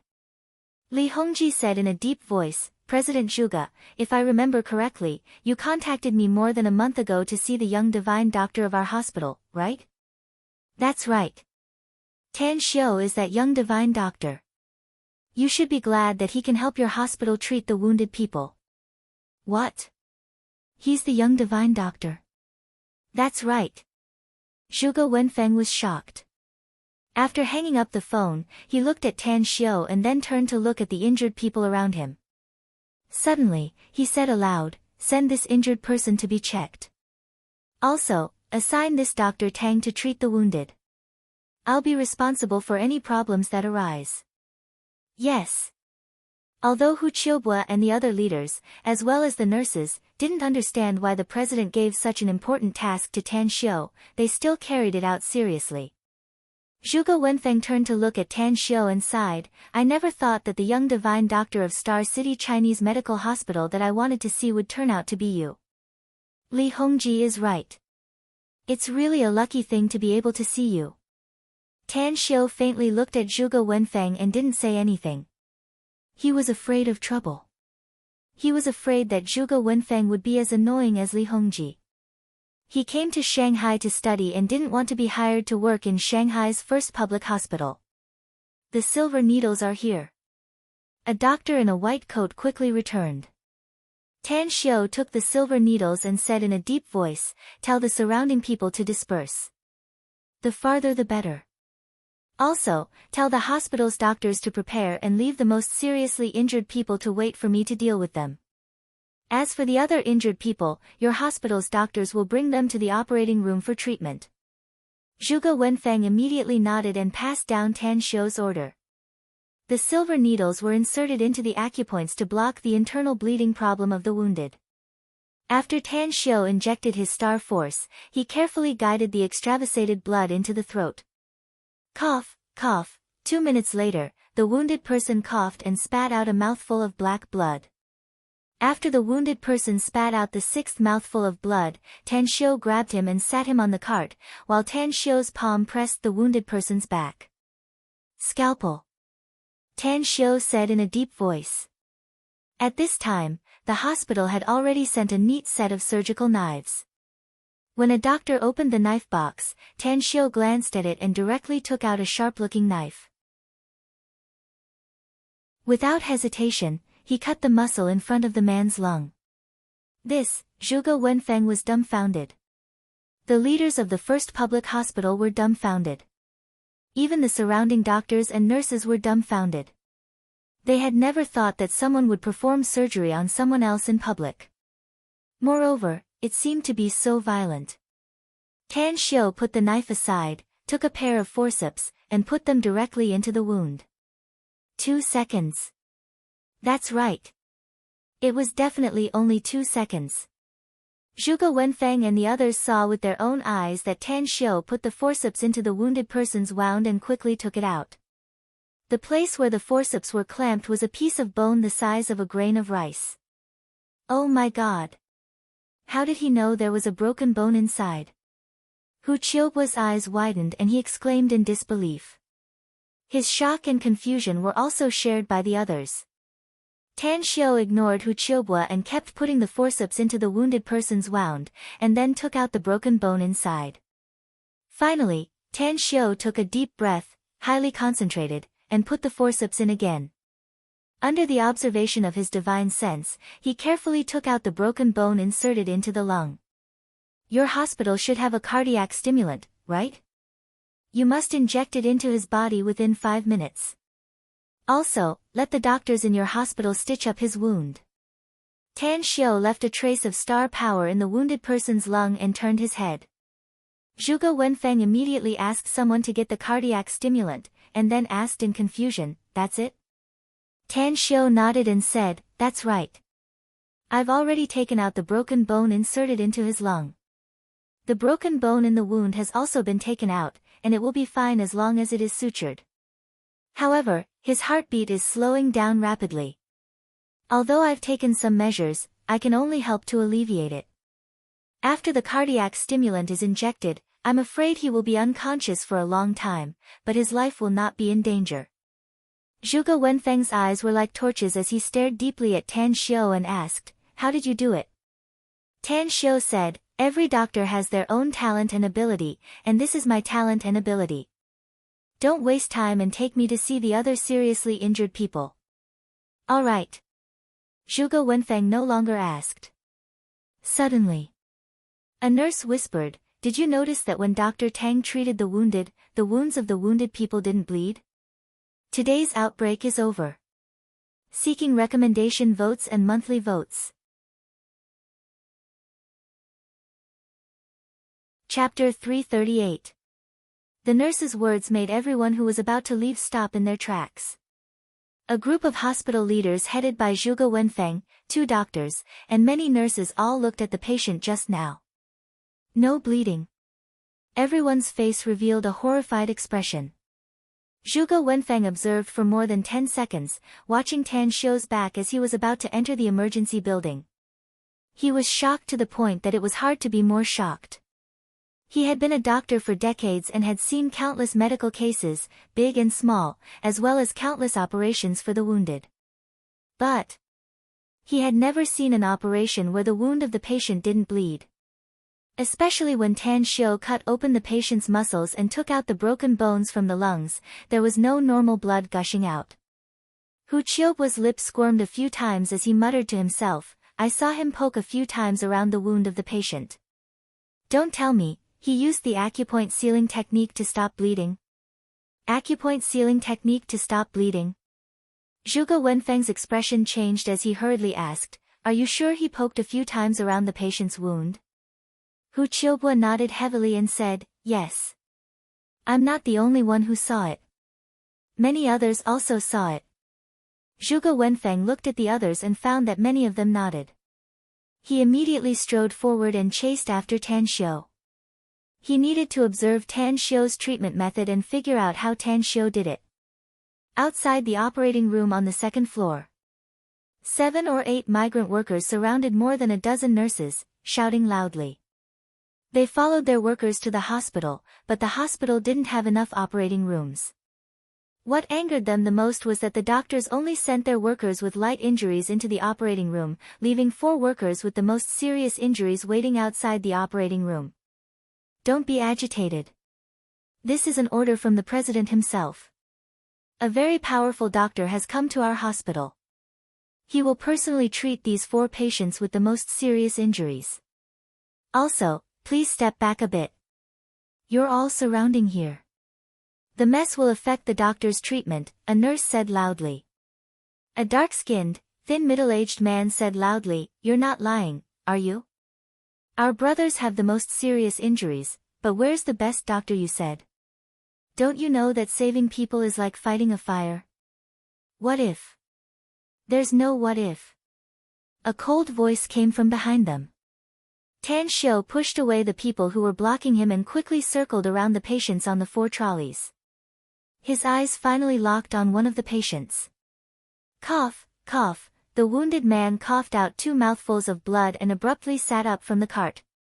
The steel bar that had pierced through his chest was more than 20 centimeters long. The moment he abruptly sat up, he shouted with all his might, Pillar! Pillar! Yes, Brother Daquan, I'm here.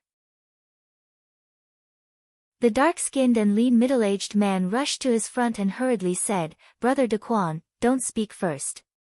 The doctor will be here in a moment, in a moment. Blue veins bulged on Daquan's forehead. He squeezed out a smile and said with great difficulty, Zhu Zi. My injury. I know. Promise me, to take care of my family. Zhu Zi's tears flowed down and wet his clothes. He raised his hand to wipe his tears and said loudly, I know. Don't worry, Brother Daquan. Your parents will be my parents in the future. I'll take care of them until they die. Xiulan and I will also help take care of sister-in-law and the child. You can rest assured. Thank you, brother. Daquan coughed out another mouthful of blood and his body softly fell on the cart. Tan Xiu grabbed Daquan's wrist and felt his vitality rapidly flowing away from his body.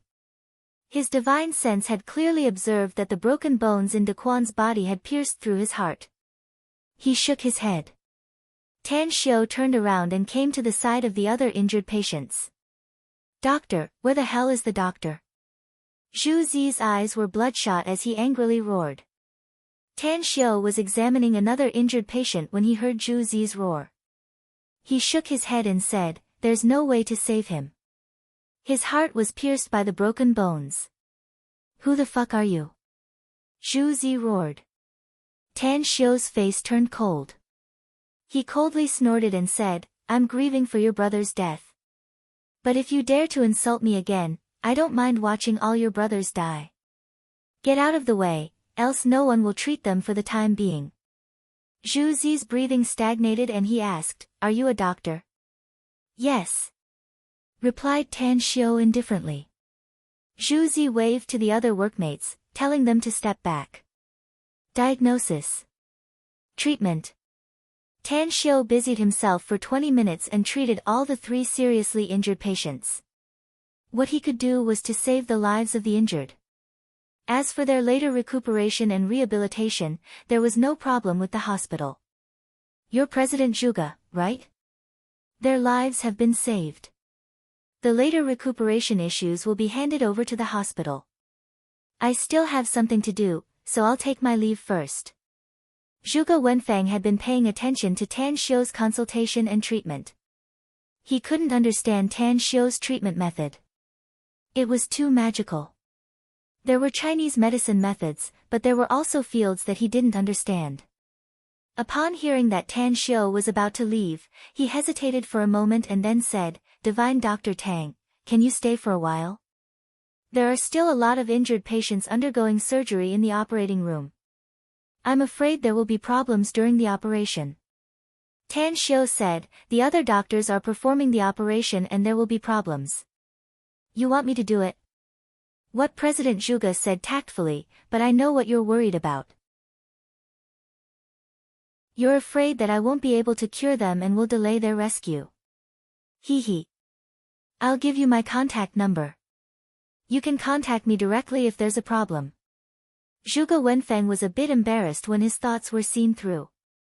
But he was a shrewd and experienced person. His embarrassed expression flashed away as he forced a smile and said, "Divine Dr. Tang, you misunderstood me. Your medical skills are superb. We've all seen how you treated the injured patients. How could I have such a bad thought? I want you to stay because I wanted to visit you at Star City Chinese Medical Hospital before, but President Li Hongji rejected me." "Why did you visit me?" Tan Xiu asked with a puzzled expression. "Don't you know that you're already a famous medical grandmaster in the medical field?" Zhuge Wenfeng said.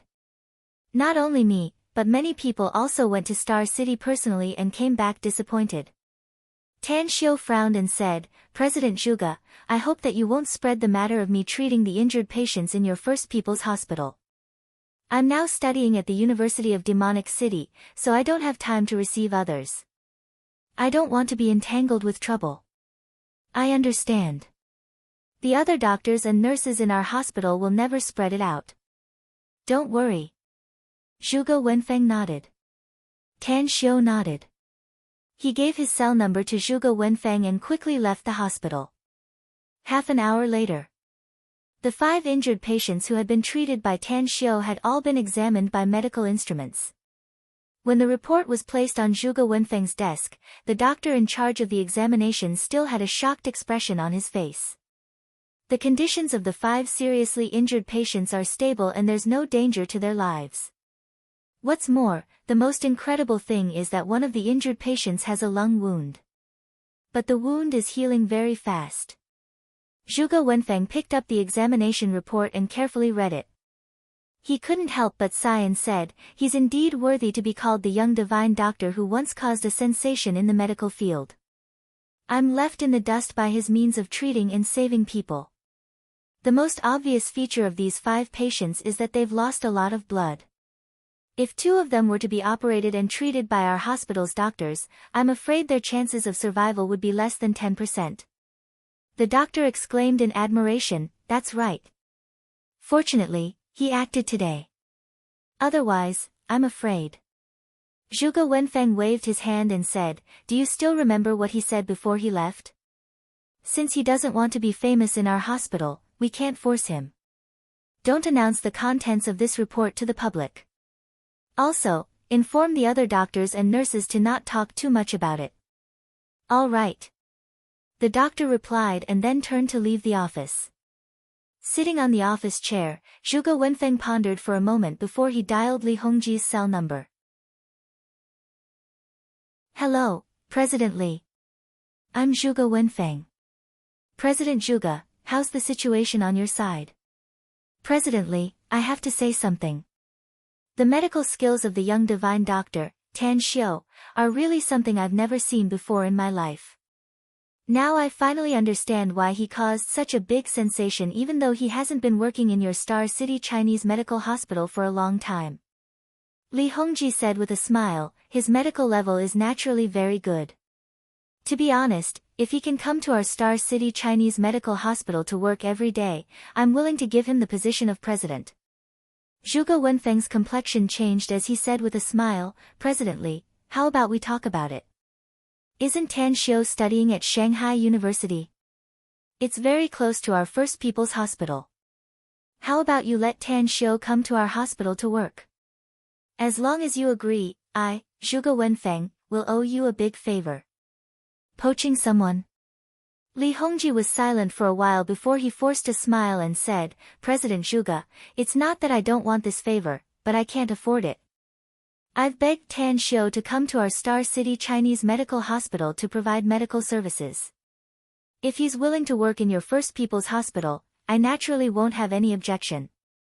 Zhuge Wenfeng laughed aloud, President Li, you mean the initiative is in Tan Xiu's hands? Ha ha ha. I understand. In any case, I still have to thank you, President Li. When you have time, come to Shanghai and I'll treat you to some good wine. Well said, well said. Li Hongji replied with a few words. In the Star City Chinese Medical Hospital's president's office, Li Hongji's complexion turned gloomy the moment he hung up the phone. Zhuge Wenfeng wanting to poach him made him very depressed. But he also knew that he didn't have the qualifications to restrict Tan Xiu's choice. Although he was also a doctor of the Star City Chinese Medical Hospital, he had begged him to come here. He was a bit worried. In case Tan Xiu was poached by Zhuge Wenfeng, would Tan Xiu still take a fancy to the Star City Chinese Medical Hospital in the future? How many times could he come here to provide medical services? Damn, I almost missed the update time of Gu Yen's character card on the WeChat public platform. Tomorrow, I'll try my best to write the news about Gu Yen. If you're interested in reading the news and the Immortal World's character card, please pay attention to Quiet Night. Quiet Night will update the news about the Immortal World on it every week, and will interact with each other in a timely manner. Chapter 339. After a long while, Li Hongji dialed Tan Xiu's cell number. After Tan Xiu picked it up, he quickly said with a smile, Tan Xiu. I've heard from Zhuge Wenfeng what you did in Shanghai's First People's Hospital. Well done. You brought honor to our Star City Chinese Medical Hospital. Tan Xiu was on the way back to the Blue Star Villa complex at this moment. Upon hearing Li Hongji's words, he calmly said, It's nothing. I just happened to meet him and gave him a hand. Li Hongji probed, Tan Xiu, if Zhuge Wenfeng wants you to work in Shanghai's first public hospital, would you be willing to do it? I told you that I won't become a real doctor, said Tan Xiu. I promised to work in your Chinese medical hospital because you took good care of my mother when she was hospitalized there, so I'll return the favor. As for Shanghai's first public hospital, I won't go there. Li Hongji secretly heaved a sigh of relief and said with a smile, I got it. No one will dare to force you since you don't want to go. If Zhuge Wenfeng wants to find you, just reject him. He just called me and said that he wants to poach me, so I directly told him that you have the right to decide. President Li, you called me just for this? Tan Xiu said with a smile. Of course, of course. I'm not urging you to come back, said Li Hongji with a smile. Wait until you come back on October 1st, then we'll talk about the consultation. All right. Tan Xiu replied. Blue Star Villa Complex. When Tan Xiu returned to the villa complex's entrance, the security guard, who was somewhat familiar with Tan Xiu, saluted to Tan Xiu and then enthusiastically said, "Mr. Tang, you're back. Your friend said that he's waiting for you in the Starbucks cafe on the commercial street next door." "Friend? Are you mistaken?" Tan Xiu was confused. "I just came to Shanghai not long ago, and only a handful of people know that I live here. How could my friend come to see me?" The security guard shook his head and said, "I don't know. He just wanted me to tell you." Tan Xiu was silent for a moment before he nodded and thanked him. He was not in a hurry to enter the villa area. Instead, he walked toward the nearby commercial street. He knew where the Starbucks cafe was. It was on the way to Shanghai University from the business district. Starbucks Cafe. The interior was spacious and exquisitely decorated. It was a high-class place to spend money. There were not many customers in the cafe. Apart from a young man who was typing on a laptop keyboard, there were only 4 middle-aged men sitting around the young man. After Tan Xiu stepped into the cafe, he saw Tang Wei who was typing on his laptop with a cold expression. "Why are you here?" Tan Xiu walked over to sit opposite Tang Wei and asked calmly. Tang Wei looked up and his eyes lit up upon seeing Tan Xiu. He directly closed his laptop and said with a smile, "I was just passing by and learned that you're studying at Shanghai University, so I came to see you. Is it okay here? Tell me what you're lacking.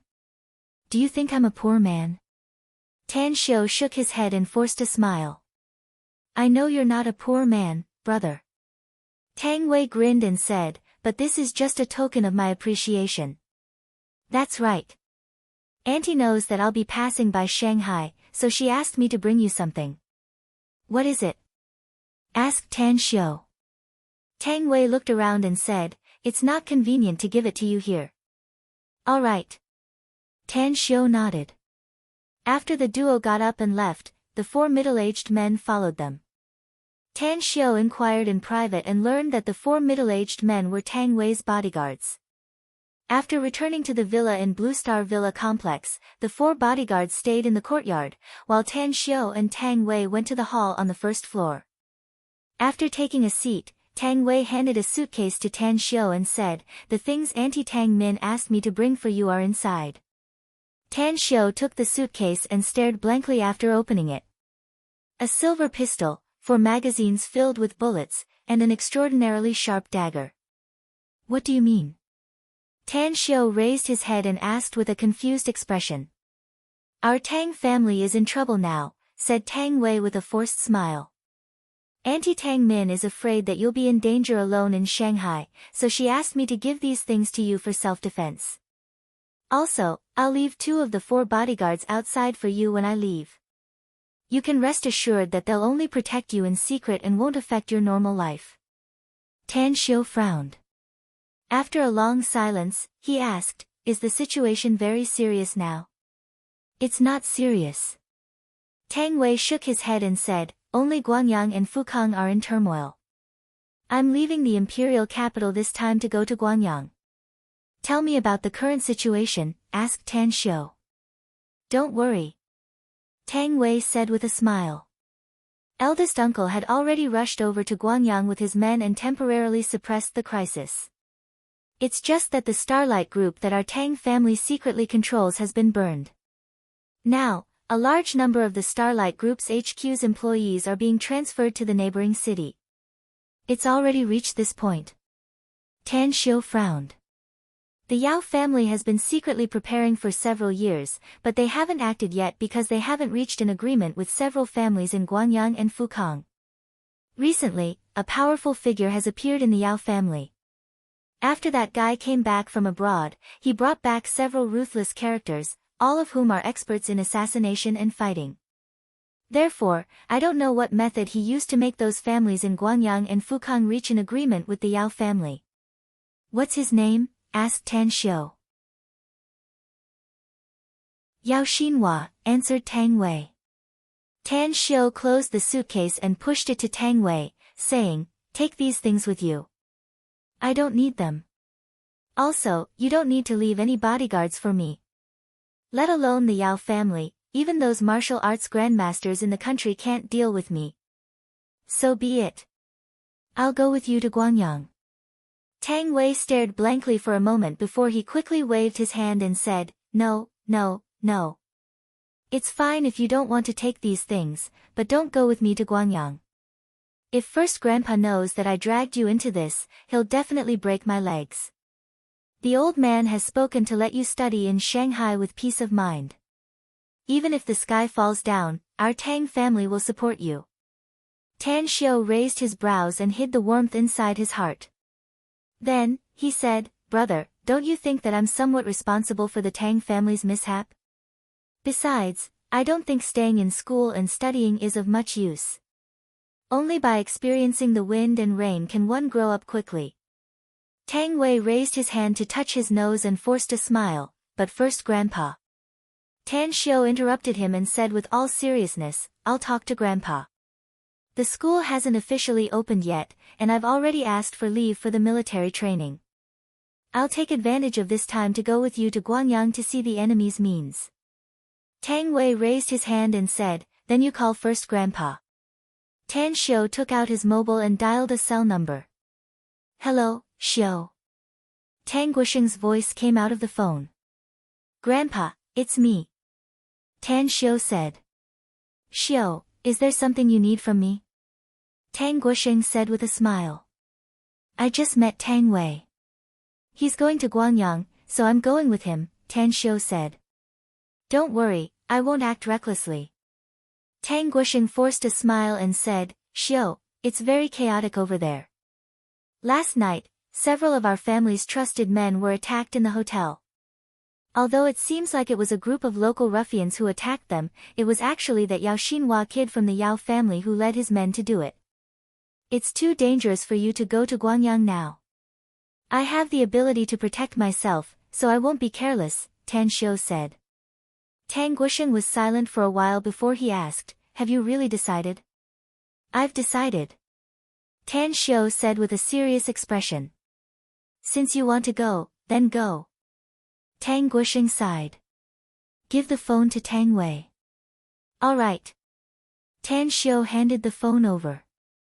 Tang Wei took the phone and chatted with Tang Guisheng for a while. After hanging up the phone, he said, Grandpa told me that since you want to go to Guangyang with me, it's not impossible. But you must follow me 24 hours a day. Tan Xiu nodded and said, Wait for me for a while. I'm going to pack my things. 10 minutes later. Tan Xiu carried his simple luggage and left with Tang Wei. Let's go to Konghong 4's store in Shanghai first. I have something to give to a classmate. Tang Wei nodded and arrived at Konghong 4's store through the GPS inside the store. Yu Kai, Zhao Yang, and the others were surrounding an Audi A4, commenting on it. A staff member was explaining the functions of the Audi A4 to them. Yu Kai. After entering the store, Tan Xiu called out.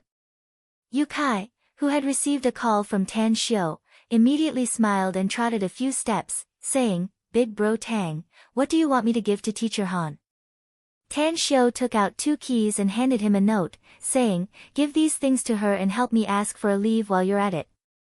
I won't participate in the military training and I've already asked for a leave. I'll be back before your military training is over. Yu Kai stared blankly and said with astonishment, You can actually ask for a leave for the military training? Isn't that too awesome? But Big Bro Tang, you mean that you're leaving Shanghai? I do have to leave Shanghai for some time to deal with something, said Tan Xiu. What is it? Asked Yu Kai. Some family matters, said Tan Xiu. All right then. Yu Kai nodded. I'll give them to Teacher Han. But don't forget that since you're not treating me tonight, I'll make up for this big meal later. I will. Tan Xiu nodded. Subsequently, Tan Xiu bid farewell to Zhao Yang, Hu Qingsong, and the others and then left Konghong 4's store. After meeting up with Tang Wei, who was waiting outside, they quickly rushed to the airport. In the taxi, Tang Wei frowned and said, I just checked. There's only one last flight from Shanghai to Guangyang in an hour. It's rush hour now, so I'm afraid we won't be able to get to the airport in advance if we're caught in a traffic jam. It's alright. I've already called in advance to arrange it. Tan Xiu said calmly. I'm really sorry.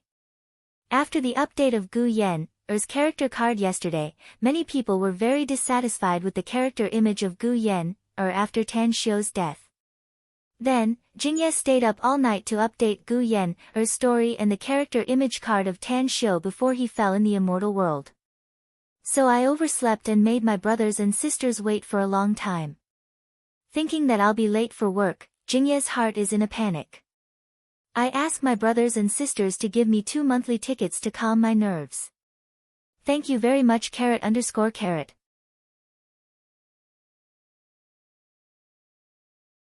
Chapter 340. Shanghai Airport.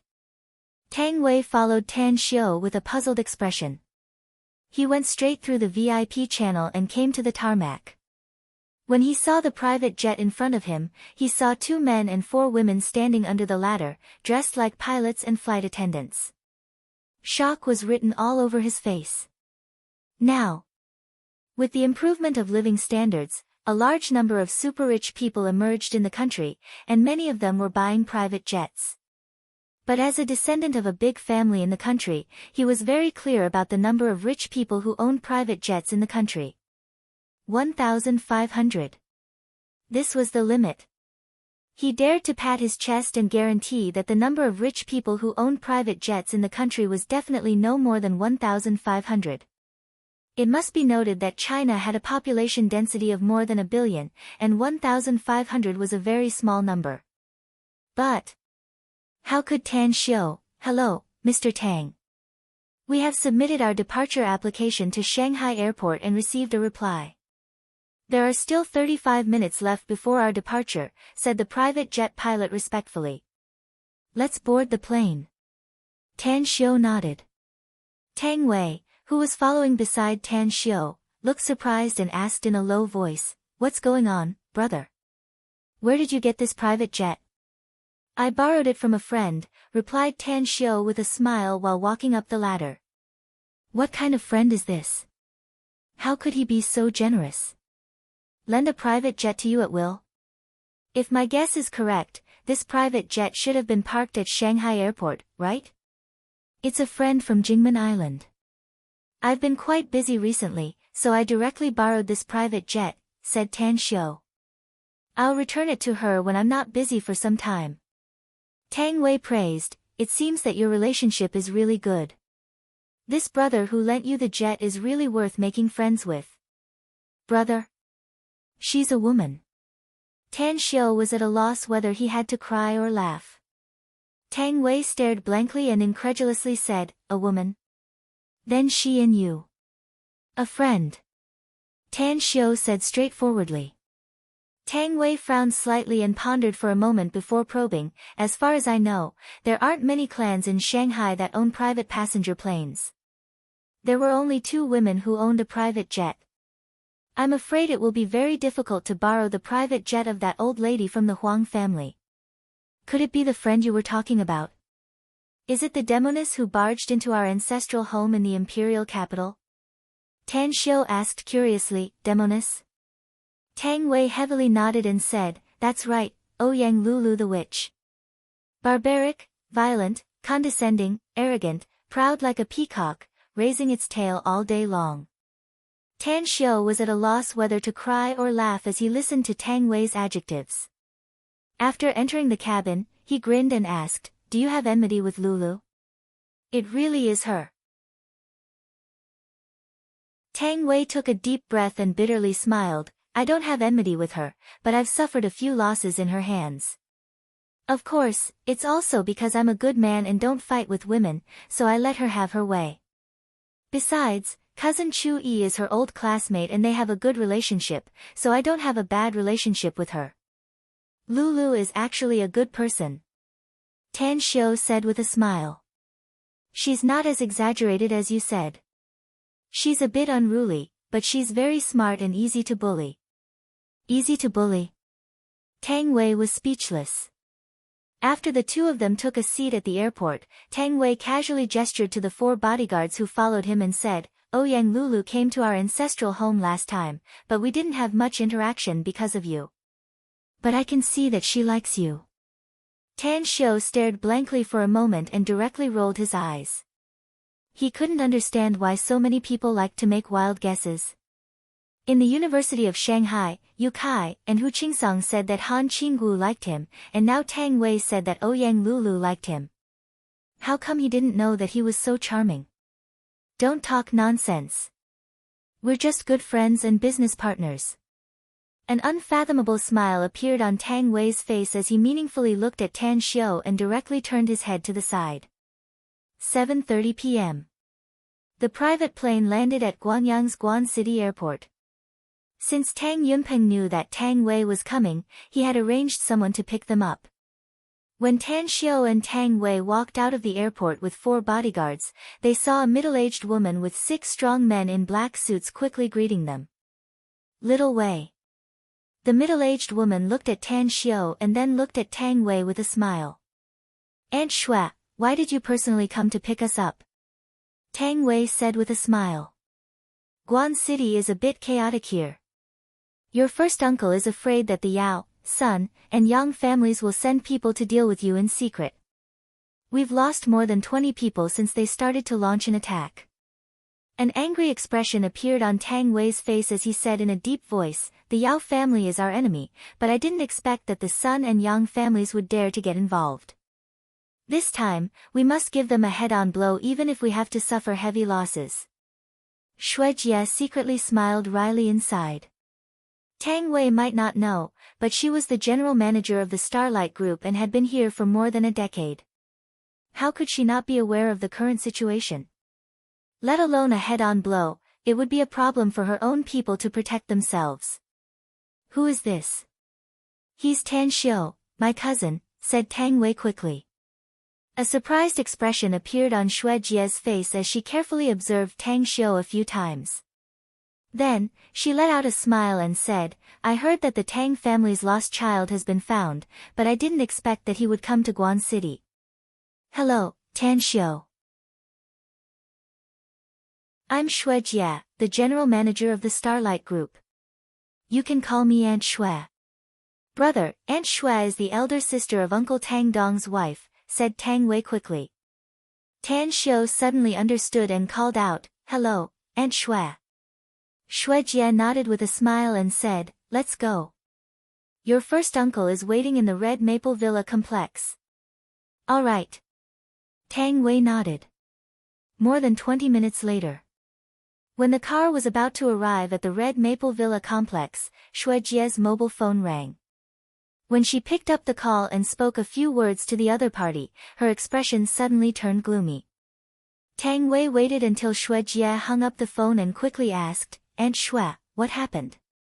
The deputy director of our Starlight Group's finance department was taken away. Xue Jie nodded. The other party deliberately provoked him, causing the deputy director to push him. Then, the other party pretended to be seriously injured and wanted the deputy director's family to compensate. Was it done by the Yao family? Tang Wei angrily asked. It's definitely related to the Yao family, said Xue Jie.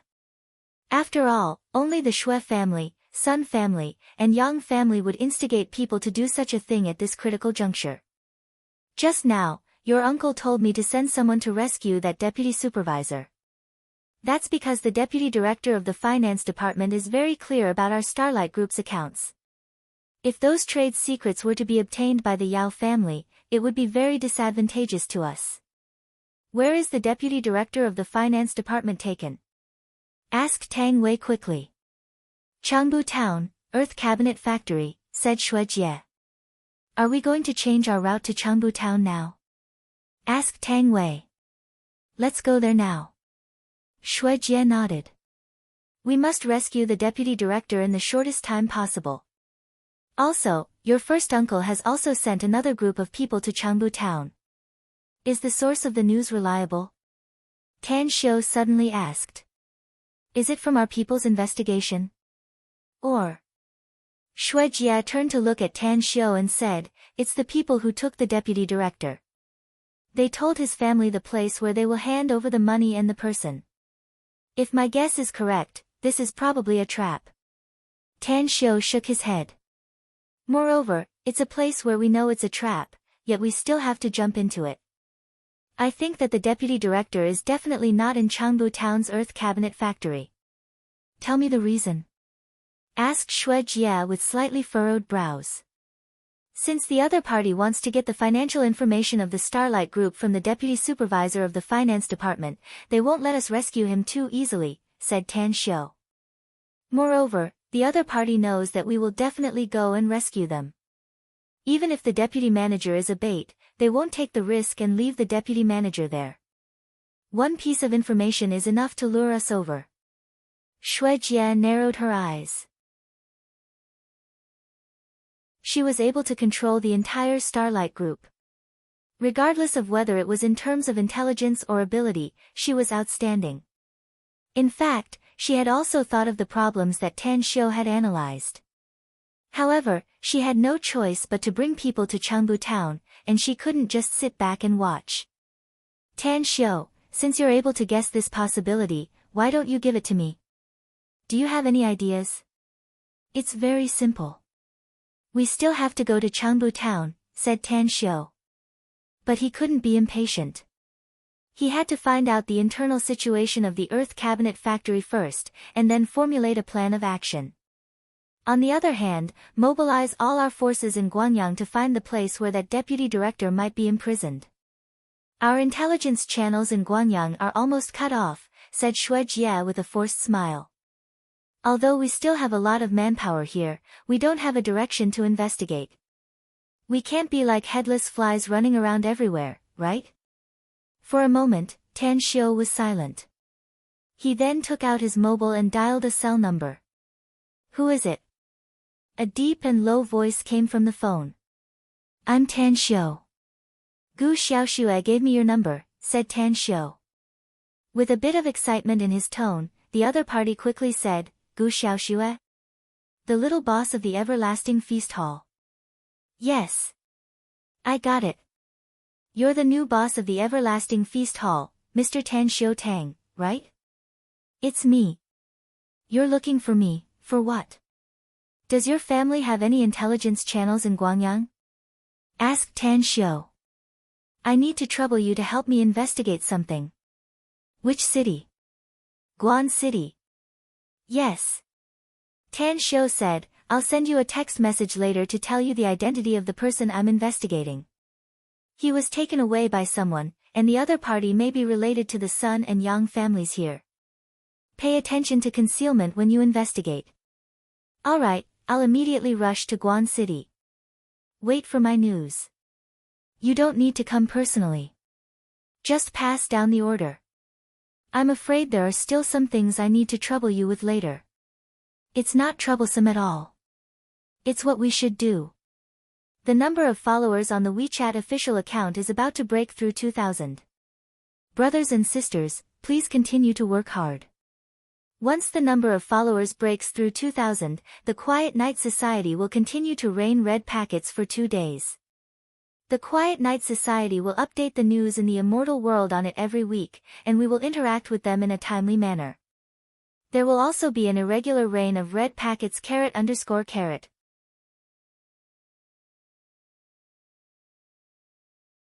Chapter 341. After hanging up the phone, Tan Xiu asked Xue Jia about the deputy supervisor's information and sent it to the other party. Then, he looked at Xue Jia and said, let's head to Changbu Town first and wait for the intel. If the other party can provide us with the hiding place of the deputy supervisor, we'll directly rush there to rescue him. If they can't find it, then we can only find a way to figure out the actual situation in the Earth Cabinet Factory. If we can bite that hard bone, then we'll ask for some interest first. Xue Jia looked at Tan Xiu with a strange expression and silently nodded. With a curious expression, Tang Wei asked, Brother, who did you ask to help us investigate? Don't tell me you know some acquaintances in Guanyang? I don't have any acquaintances in Guanyang. Tan Xiu shook his head and said, but I do have some acquaintances in Fukang. Let's wait and see. I hope they can help us find the place where the deputy supervisor is being held. Tang Wei saw that Tan Xiu didn't directly reveal the other party's identity, so he no longer asked. In any case, it would be a pleasant surprise if he could get some intel from Tan Xiu. Changbu Town.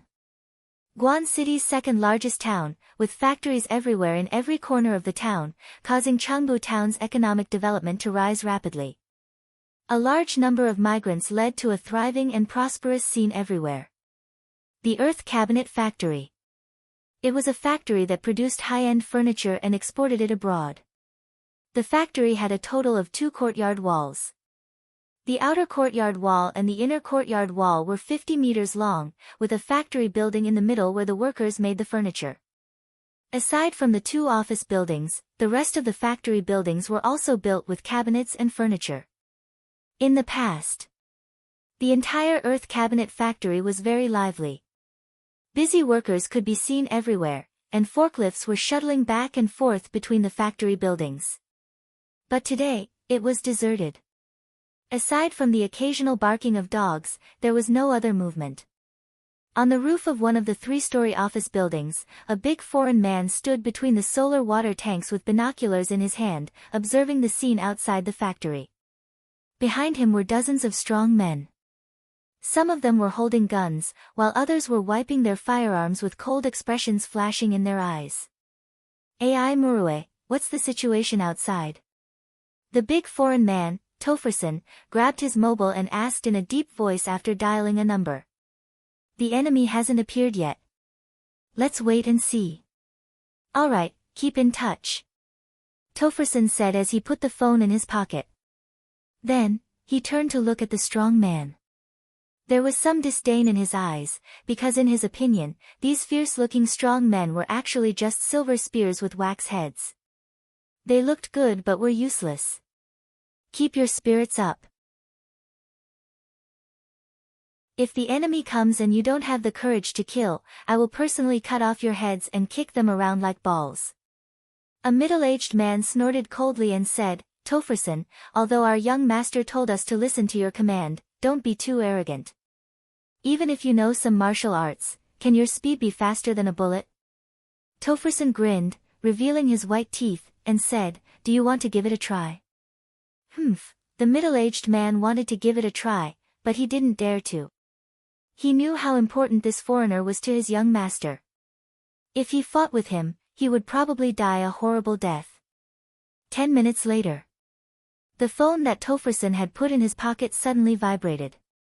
Is there a situation? Suspicious vehicles have been found in the periphery. There are a total of 4 cars and 4 people in each car. None of them got off. Some of them are using binoculars to observe the front gate of the cabinet factory. Ai Murue's voice came out of the phone. Don't alarm them first, said Tofferson in a deep voice. There's an old saying in China, inviting the enemy to enter the urn. Wait for them to enter the factory, then we'll attack from both inside and outside. We must annihilate the enemy. Tofferson, I know you want to kill them. But the captain ordered us to keep them alive if we can catch them alive. Perhaps there are high-level enemy figures among them, so we can get some useful information from them. I know. Tofferson coldly said and directly hung up the phone. Near the Earth Cabinet Factory. 4 SUVs were quietly parked on the roadside. In the front car, Li Xiaojie put away the binoculars and turned to the middle-aged man in the front seat, saying, inform the others. No one is allowed to leave the car without authorization. Chief Shui called and told us to wait for them to arrive and then act together. Understood. The young man in the front seat nodded and immediately grabbed his phone. Time fleeted by. Changbu Town, flat-out skating rink. Jiang Xiaohu had been very free and unrestrained recently. He was the younger brother of the flat-out skating rink. Because he was good at fighting and also helped the owner of the flat-out skating rink to solve a thorny problem, he was promoted by his boss to be the leader of the flat-out skating rink. However, today was the day of the weekly commission. He came back from outside with his 4 younger brothers and strolled around the skating rink, but he didn't find any guests. What's going on today? Usually, there are so many guests coming to play. How come there's no one here today? Zhang Xiaohu turned his head and asked. A young man who had been with Zhang Xiaohu for a long time shook his head and said, I don't know. I didn't hear that it's closed today. Huh. Boss, look over there. What are those two guys doing at the door of the ice skating shoes storage room? Zhang Xiaohu stared blankly. When he looked over there, he suddenly frowned. He walked over with his 4 younger brothers and shouted, What are you doing? This is our flat-out skating rink's place to do business. You. Black muzzles were aimed at Zhang Xiaohu's group of 5. One of the burly men had killing intent flashing in his eyes as he said in a deep voice, Get the hell out of here if you don't want to die. Zhang Xiaohu's expression changed, whereas the 4 youths behind him retreated 2 steps back with a frightened look. Zhang Xiaohu took a deep breath and asked in a deep voice, I'm the boss here. Even if you have guns, I'm not afraid of you. I want to know what you're doing in our place. Also, where's our boss? Immediately. 2 people came out of the ice skating shoes storage room. The chubby middle-aged man was the flat-out skating rink's boss. With a bitter expression on his face, he waved his hand and said, Xiaohu, our skating rink is closed today. You don't need to work here anymore. Go back first. Zhang Xiaohu's eyes swept over the middle-aged man beside the boss. After a moment of silence, he said, Boss, we need money. You should give us the money today. Tomorrow. Said the fat boss in a deep voice. Zhang Xiaohu forced a smile and said, Boss, I have no choice but to give it to you today. I owe Big Brother Beard money. He said that if I don't give him the money today, he'll chop my hand off. How about you give me some money first? I promise I'll leave immediately after I get the money. The fat boss looked at the middle-aged man at the side. Are they reliable? Asked the middle-aged man. They're very reliable. The fat boss nodded and said, Xiaohu has been working here for 4 or 5 years. He's a good fighter, and his big brother is also a very powerful figure in our Changbu town's underworld. I heard that he has been following his big brother since he was a teenager. The middle-aged man nodded and said, Then give them the money. Yes, yes, yes. The fat boss waved to Zhang Xiaohu and said, Tell the 4 of them to wait outside. You come with me to get the money. God damn it, you're good at everything except gambling. Sooner or later, you'll die because of your gambling debts. A strange expression flashed in Zhang Xiaohu's eyes. He raised his head and covered his eyes. He deliberately revealed an awkward expression and said, Who doesn't have some hobbies, boss? Don't worry. I know what I'm capable of. I'll never get involved if the game is too big. A minute later. Zhang Xiaohu took a bulging envelope and quickly glanced at the back. When he found that the middle-aged man from before didn't follow him, he moved closer to the fat boss and asked in a low voice, Boss, who are those people? They even dare to carry guns. Aren't they afraid? The fat boss's expression changed and he shouted in a low voice, Don't randomly inquire about them. You can't know their identities. What do you mean, boss? Zhang Xiaohu deliberately showed an angry expression and said in a deep voice. The fat boss opened his mouth. But he recalled that he still had to rely on Zhang Xiaohu and his gang of little brothers in the future, so his tone eased down and said in a low voice, Xiaohu. I treat you as one of my own, so I don't want you to randomly inquire about them. Knowing too much will kill you. However, you're not an outsider, so I'll tell you a little bit. Those people are from Guan City's Sun family. They've kidnapped a guy and are interrogating him here. You also know that my backer is the Sun family. Zhang Xiaohu was shocked inwardly. Then, ecstasy rose from the bottom of his heart. He knew that he had made a big profit this time. It was very likely that he would leave this small place like Changbu town and be arranged to live in a big city. On the surface, he maintained his composure and said, Boss, you said that you're from the Sun family before. I thought you were just bragging. I didn't expect it to be true. Don't worry. I didn't hear anything from you, and you didn't tell me anything either. I'm going to find Big Brother Beard and give him the money I owe him. As for the rest, I can still bring my brothers to have a good night. Go. The fat boss nodded and said. 7 or 8 minutes later.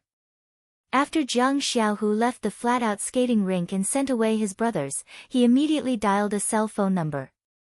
Big Brother Huang, I'm Jiang Xiaohu from Changbu Town. Didn't the big boss pass down a message to our brothers to pay attention to the movements in Changbu Town? I found something in the flat-out skating rink.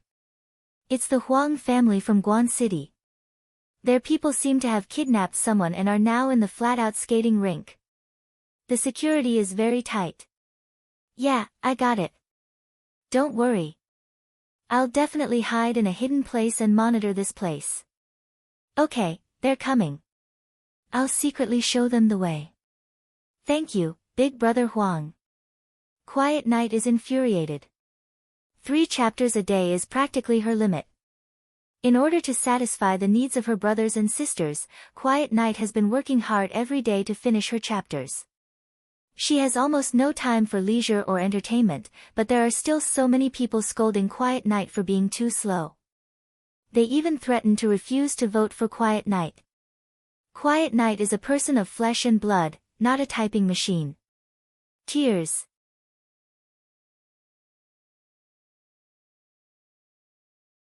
Chapter 342. The conversation ended. A look of ecstasy appeared on Jiang Xiaohu's face. He had already received an answer. If his source was correct, he would become a hero of the Huang family. Not only would he be rewarded handsomely, but he would also be promoted to a higher position. In fact, he was an intelligence agent of the Huang family in Guangyang's Guan City. On the highway that was more than 10 kilometers away from the Earth Cabinet factory, 4 cars were moving forward at lightning speed. In the third car, Tan Xiu was resting with his eyes closed. Tang Wei and Xue Jie were talking about the situation in Guangyang. Ring, ring, ring, the mobile phone in Tan Xiu's pocket rang. When he took it out and saw the caller's name on the screen, he immediately picked up the call and asked, "Is there any news?" Mr. Tang, the intelligence agent of our Huang family in Harbor City, has sent back an important news. It said that the Sun family of Guangyang has kidnapped a person in Changbu Town's flat-out skating rink. However, due to the tight security of the other party, our intelligence agent couldn't find out whether the kidnapped target was one he or not. If you want to go there, I'll give you the contact information of that intelligence agent. You can contact him when you arrive. I see. Thank you. You're too polite, Mr. Tang. This is what I should do. Do you have any other instructions? Not for the time being. I'll contact you again if I need anything. Okay. My phone is on 24 hours a day. After hanging up the phone, Tan Xiu said in a deep voice, "Change the direction and search for the flat-out skating rink in Changbu Town. If the information is correct, the deputy director Wan He-an who was kidnapped is in the flat-out skating rink." Xue Jie hesitated for a moment before she looked at the driver and said, "Listen to Tan Xiu and immediately go to the flat-out skating rink." Understood. The driver quickly determined the location of the flat-out skating rink through the navigation. "Chief Xue, the flat-out skating rink is only 6 kilometers away from us. We'll be there soon," said the driver. "All right." Xue Jie complied and looked at Tan Xiu again. She didn't know whether the information Tan Xiu got from others was accurate or not. If it was, then it would waste some time. But if it was true, then the person Tan Xiu had asked for help was probably someone with a powerful background. Who could it be? Xue Jie thought to herself. Very soon. 4 cars were parked near the skating rink. Tan Xiu dialed the number that the Huang family's patriarch had given him. Not long after, the call connected. "I'm Jiang Xiaohu, who's looking for me?" Tan Xiu said, "Someone just called me. We are now at the flat-out skating rink." "Where are you?" "I'm in the barbershop across the left side of the skating rink." Where are you? I'll head over right away, Zhang Xiaohu said quickly. Tan Xiu looked around and immediately saw the small barbershop about 600 to 700 meters away. He said, after you come out, turn right and walk about 700 to 800 meters. There are 4 cars parked on the side of the road. Please wait a moment. After saying that, Zhang Xiaohu hung up the phone. Without batting an eyelid, he greeted the barber shop's owner and then quickly walked toward Tang Xiu's location. Tan Xiu sat in the car and looked at Zhang Xiaohu, who was getting closer and closer. It was easy for him to confirm his identity. He didn't let Tang Wei and Xue Jie follow him, but opened the door and walked over alone. Are you Zhang Xiaohu? Zhang Xiaohu sized up Tan Xiu and then looked at the 4 cars parked on the side of the road. With his sharp eyes, he could see that there were 4 men in the first car. I'm Zhang Xiaohu. How should I address you? I'm Tan Xiu, said Tan Xiu. Tell me about the situation inside the flat-out skating rink. Although Zhang Xiaohu didn't know the identity of Tan Xiu and the others, he had received orders from his immediate superior, so he quickly told everything he knew to Tan Xiu. Finally, he probed, do you want me to take you inside? Are you familiar with the opposite side? Asked Tan Xiu. Yes, I'm here to watch the rink, said Zhang Xiaohu. Tan Xiu raised his brows and asked, so, you also know the owner of this flat-out skating rink? Of course I know him. I'm very familiar with him, said Zhang Xiaohu. Also, I just saw the Sun family's people around the boss. If that's the case, then take us inside, said Tan Xiu. Don't worry, we'll guarantee your safety. Do you have guns? Asked Zhang Xiaohu in a low voice. As far as I know, the people inside have guns. I can see that there are silencers on those guns. Tan Xiu patted his shoulder. Then, he turned around and walked back to the front of the car, whispering, this is the place.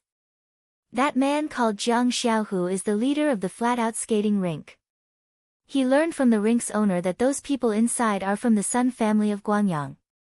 We should have found the right place. Auntie Xue, what's your plan for the next operation? Xue Jie squinted her eyes. A glint flickered in her eyes as she said, Tan Xiu, I'm afraid we don't know the situation here as well as you do.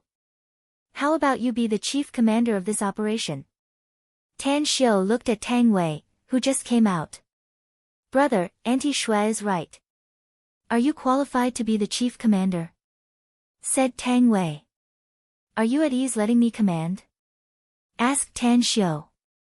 I'm indeed a bit worried, said Xue Jie. I'm very good at running a business, but I'm not good at rescuing hostages.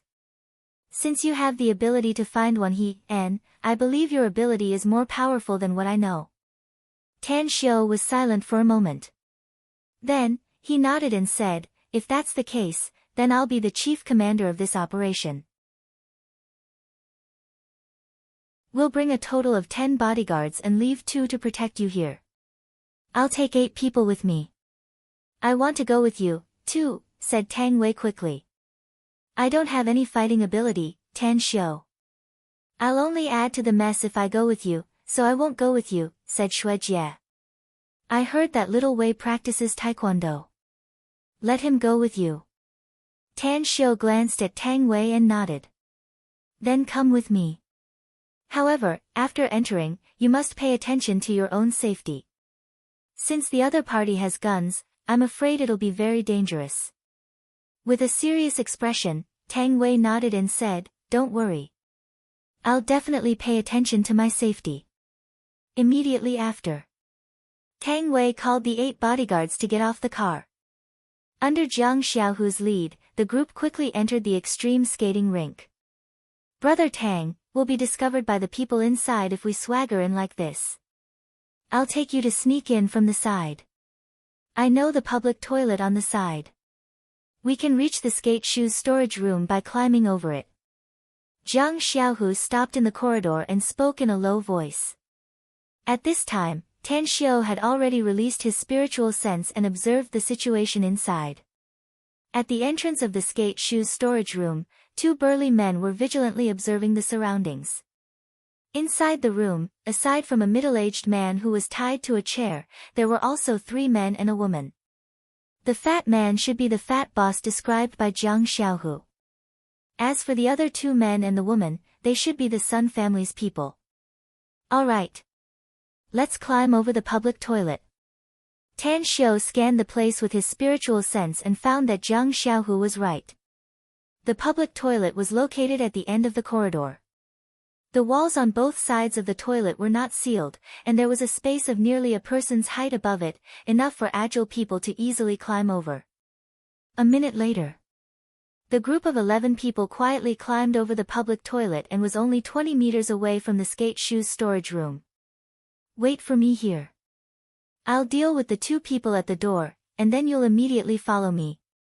Tan Xiu said in a low voice. Tang Wei's expression changed. He grabbed Tan Xiu's arm and whispered, "No. Let the others deal with them. If those 2 guys have guns, you'll be in danger." Tan Xiu pushed his hand away and shook his head, "Don't worry. I don't need diamond to do porcelain work. It won't be a problem to deal with those 2 guys." After saying that, under the cover of the garden, he quietly approached the 2 men. When he was only 7 or 8 meters away from them, he hid behind a pillar. Taking a deep breath, Tan Xiu turned his hand and pulled out the Mitsubishi Army knife from his waist. After holding it, he strode toward the skate shoes storage room's door. Whoosh! An extremely fast figure instantly appeared behind a burly man and the sharp Mitsubishi Army knife instantly tore the man's throat. In the next moment, Tan Xiu appeared in front of the other burly man. He covered the man's mouth and the dagger also tore his throat. His movements were as smooth and fast as flowing water. While his footsteps were extremely light, he grabbed the back of the neck of the burly man in front of him and pulled him in front of another daimyo who was covering his throat with both hands. Under his absolute strength, he pulled the 2 men's bodies and quickly rushed more than 20 meters away. Bam! Bam! The 2 burly men covered their throats with their eyes wide open. Blood gushed out from their mouths and necks, constantly splashing out. As their bodies twitched, Tan Xiu gently threw them to the ground.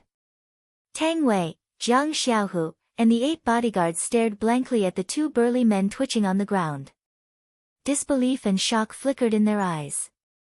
So easy, just like that, he dealt with the 2 guys guarding the door. Tan Xiu said in a low voice, "All of you follow behind me. When I kick the door open, immediately take control of the people inside. Remember, they are likely to have guns, so don't give them the time to pull them out." Understood. Everyone nodded. Tan Xiu took out 2 pistols from the 2 burly men's waists and threw them to the 2 bodyguards. Then, he strode toward the door. At the moment when everyone dodged to the side of the door, Tang Xiu fiercely kicked the door. Bam! The door was kicked open as the 8 bodyguards took the lead and rushed inside with guns and daggers. Before the fat boss, the other 2 men and 1 woman could react, the muzzles of the guns were already aimed at them. The moment their bodies froze, the daggers were placed on their necks. Quiet Night's update time is almost fixed at 8:30 a.m., 5 o'clock p.m., and 0:00 p.m. There will be a total of 3 chapters. Unless Quiet Night asks for leave under special circumstances, there will be 1 less chapter to update. However, Quiet Night will explain this in advance. Brothers and sisters, please don't repeatedly ask me in private when I will update the chapter. Answering the same question countless times is really a very frustrating thing. Also, please pay attention to Quiet Night, brothers and sisters. Quiet Night will update a lot of character cards and will also update a lot of wonderful content. Thank you.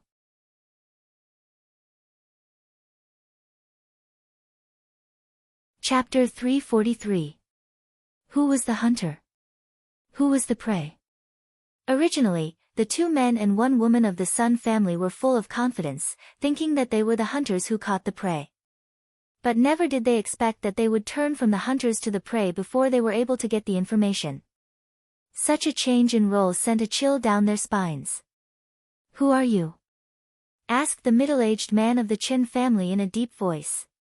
Tan Xiu indifferently glanced at him and lightly said, "What's the point of asking this now? You're going to die anyway, so why not die a bit muddle-headed?"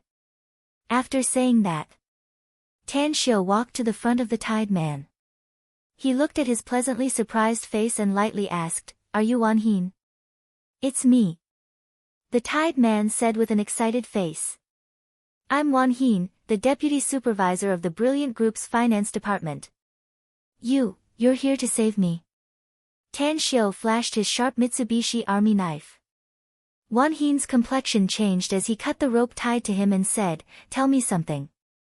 What did you say to them?" "Nothing." Wan Hin shook his head. "Kill them all." Tan Xiu nodded and indifferently said, "Puff. Puff. Puff. Puff." The 8 bodyguards didn't hesitate. Since they were under Tan Xiu's command, they would completely obey Tan Xiu's orders.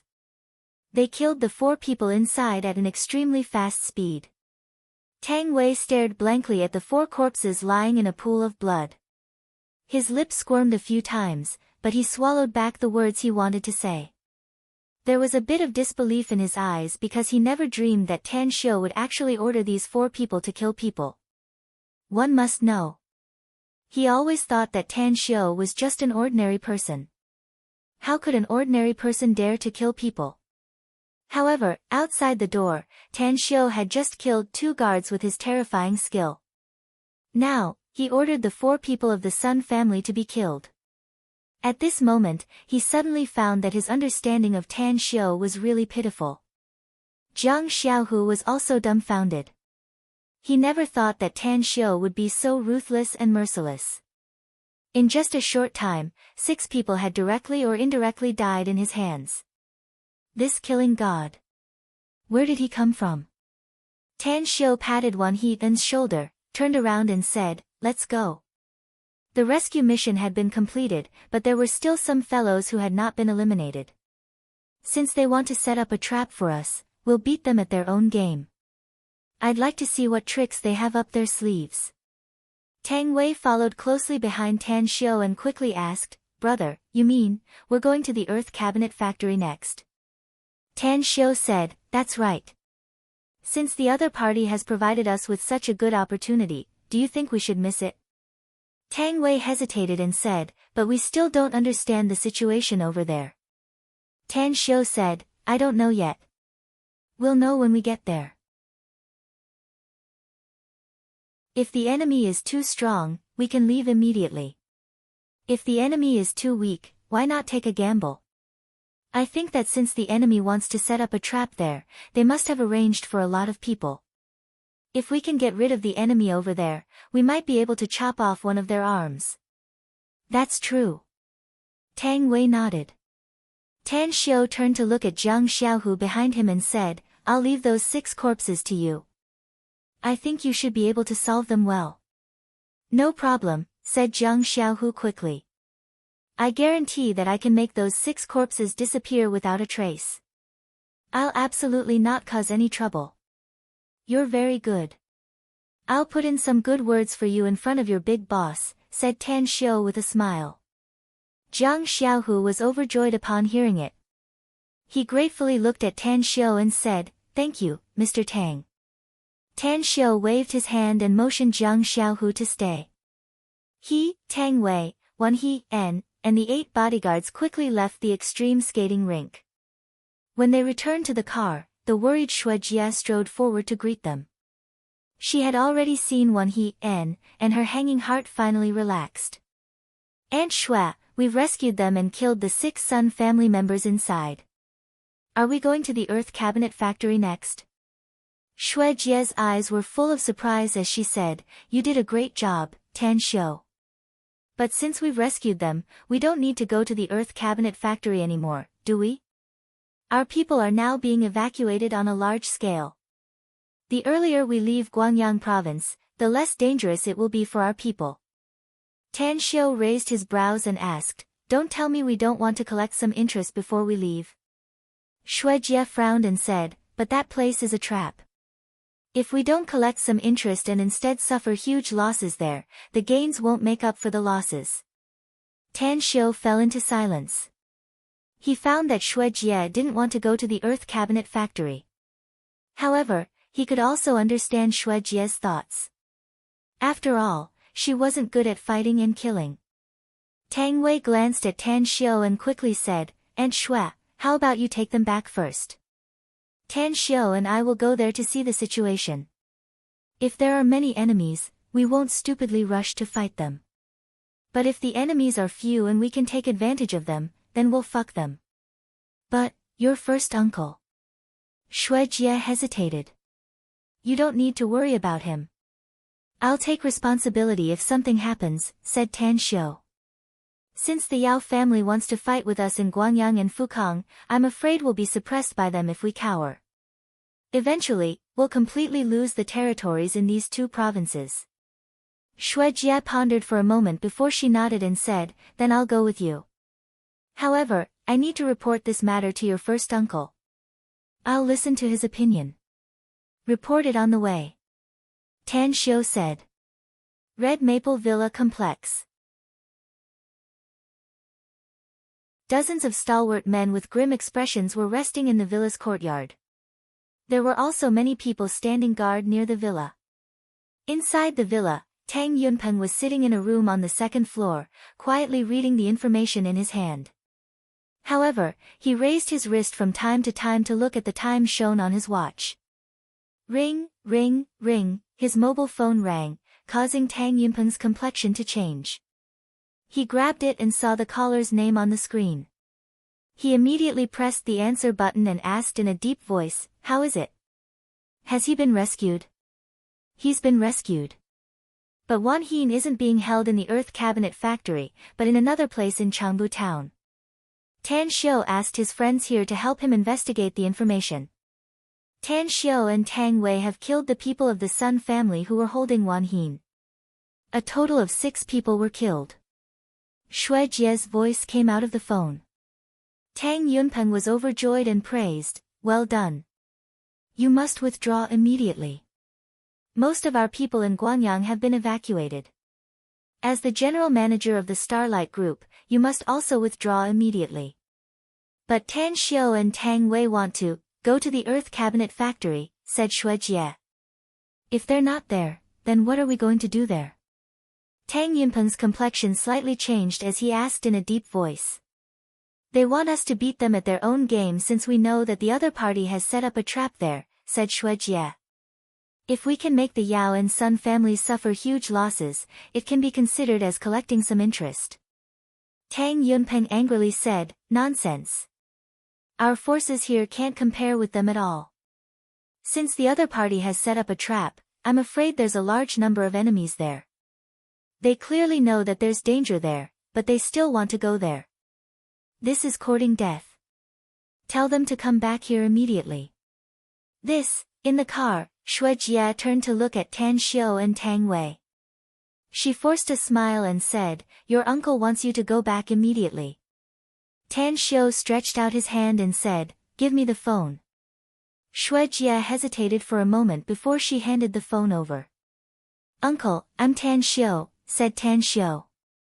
Tang Yunpeng forced a smile and said, "Tan Xiu, I know you've done a meritorious deed this time, but you can't be arrogant and conceited. The Yao family has already begun to lay out their plans in Guangyang a few years ago. That little bastard of the Yao family has brought back several experts from abroad. Our Tang family was caught off guard and we're not their match at all. So, you must come back now. Come and join me. We'll leave Guangyang for the time being."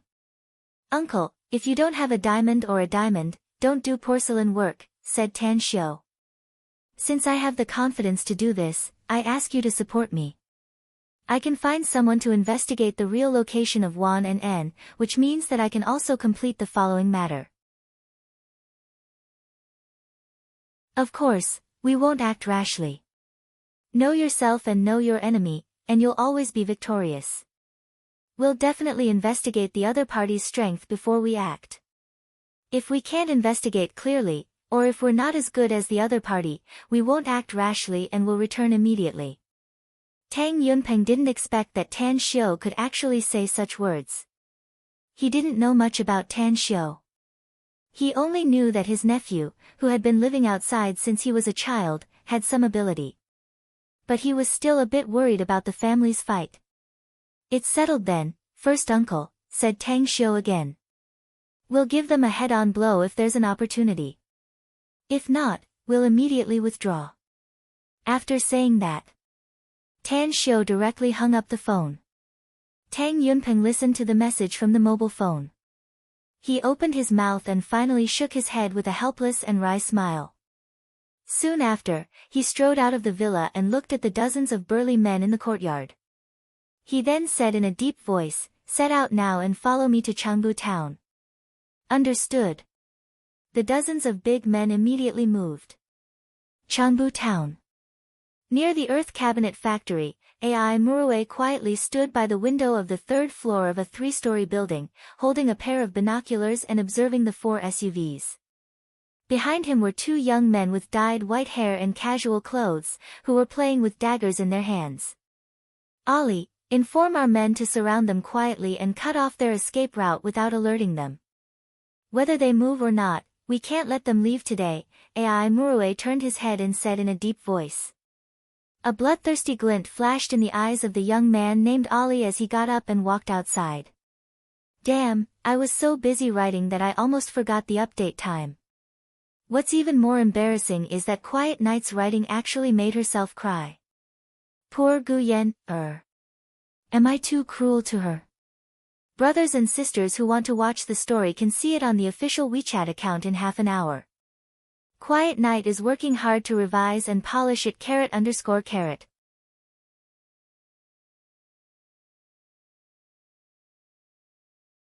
Chapter 344. Time fleeted by.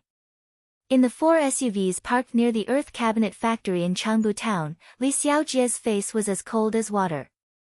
When he received the call and received further instructions, a trace of a smile finally appeared on his cold face. "What's the matter, Captain?" asked the youth in the front seat. "The deputy director has been rescued. This Earth Cabinet Factory is actually just a trap, and the person is hidden somewhere else," said Li Xiaojie. "The enemy must have arranged a lot of manpower here, waiting for us to walk into the trap." The youth was surprised. "Rescued? Who did it?" "I don't know. Chief Shui didn't tell me," said Li Xiaojie. The youth nodded and asked, "Then what should we do next?" "Withdraw." Li Xiaojie shook his head and said, "We can't withdraw. Chief Shui called me and told us to continue waiting here. He'll personally come here later and organize an attack on this place. You clearly know that this is a trap, why do you still jump in?" asked the youth, confused. "Haven't you heard of the saying that the mantis stalks the cicada, unaware of the oriole behind?" Li Xiaojie said, "I'm afraid we've already been exposed after coming here. Therefore, we can only act as bait. We can only start to act after the people behind us arrive." Ring, ring, ring. Just as Li Xiaojie's voice faded away, his mobile phone rang. After picking it up, he exchanged a few words with the other party. The smile on the corner of his mouth turned thicker. "It's a call from the big boss. He's also rushing over with his men. Also, there will be 2 more people coming with Chief Shui. One is Tang Wei, and the other is Tan Xiu." The youth was confused. "I know Tang Wei, but who is Tan Xiu?" Li Xiaojie said, "Did you forget that the Tang family found their lost child some time ago? That person is Tan Xiu. As far as I know, he's very powerful. He can even save a vegetative patient." The youth suddenly realized and said, "It seems that our mission is very important. On one hand, we have to attack the enemy, and on the other hand, we have to protect the 2 young masters." Li Xiaojie didn't say anything. He actually had the same thought. After all, in his view, the Tang family's direct descendants, especially the younger generation, were all pampered people. It was not a good thing for them to get involved in this level of struggle. Perhaps the big boss personally brought people over because he was worried that something might happen to Tang Wei and Tan Xiu, right? Behind the earth cabinet factory, 4 cars stopped at the corner of a street. Tan Xiu looked at Tang Wei and seriously said, "I'll take a few people to scout the situation first. All of you wait outside. Let's keep in touch via cell phone." "I'll go with you," said Tang Wei quickly. Tan Xiu said, "We can't have too many people going in, or we'll alert the enemy. You guys stay here and keep in touch with the group that arrived earlier." I thought that since the enemy had set up a trap here, it meant that they also had people outside. As for our own people who arrived in advance, I'm afraid they're already under their surveillance. It's even possible that there are many enemies in the periphery. Tang Wei hesitated for a moment before he nodded and said, "Then you must be careful." Tan Xiu smiled, patted him on the shoulder, and quickly opened the door. Then, he walked to the window of a car in the back, knocked on the window, and said, "3 people, come out with me and sneak into the cabinet factory from the back." "Damn. I'll go too." "Me too." Aside from the driver, the other 3 people got out of the car. They were willing to follow Tan Xiu inside to scout the situation.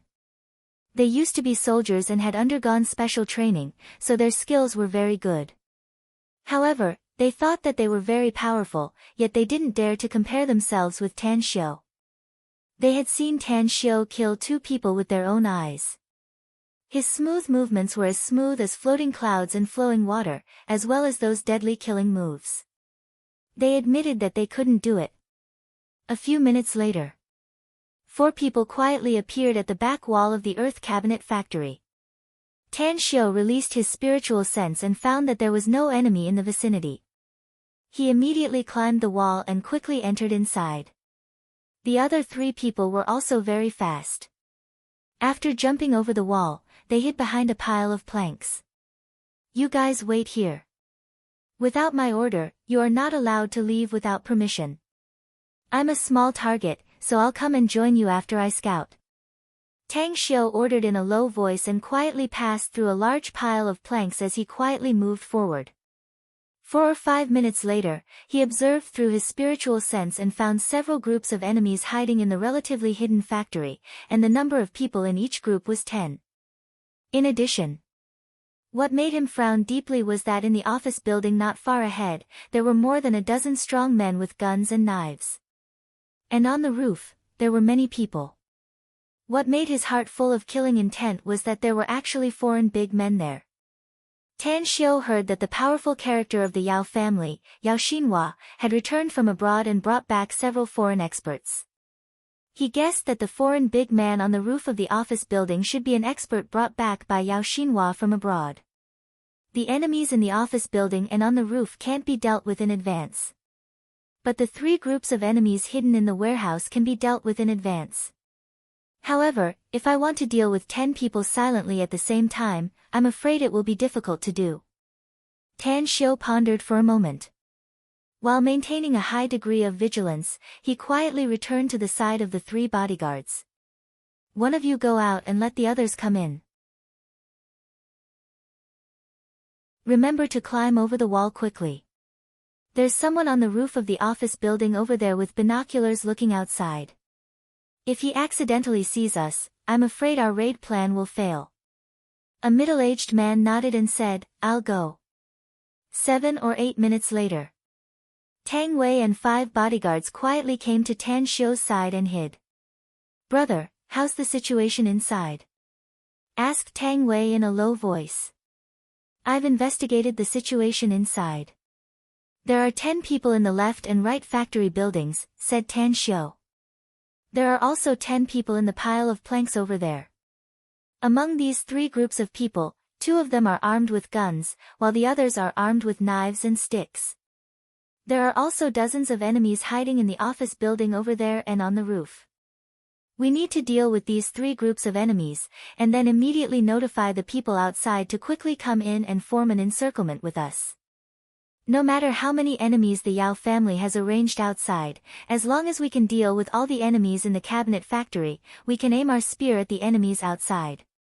"Brother, you investigated so clearly." Tang Wei was surprised. "Don't tell me you used to be a scout." I'm much better than a scout. Tan Xiu said with a smile. Alright, you guys follow behind me and pay attention to hide. Let's get rid of the enemies in the left factory building first. Let's go. A few minutes later. Tan Xiu, Tang Wei, and 8 bodyguards cautiously appeared outside the side door of the left factory building. Because the 10 enemies were hiding inside the factory building's door, Tan Xiu could use his spiritual sense to observe and enter the factory building from the side door. Then, he would rush to the back of the enemies from the inside and launch a surprise attack on them. The 9 of you, immediately attack the others after you get close. Be fast. I'll personally deal with those 2 armed guys. If we want to complete the designated battle plan, we can't let the 10 people inside send out any warning information. Tan Xiu ordered in a low voice. Don't worry. Everyone made a hand gesture. Quickly. With the help of the furniture, they approached the 10 big men inside the factory building's door. Among the 10 big men, only 2 of them were quietly observing the movements outside, while the other 8 were sitting on chairs, cleaning their guns, or playing with machetes and sticks. Attack!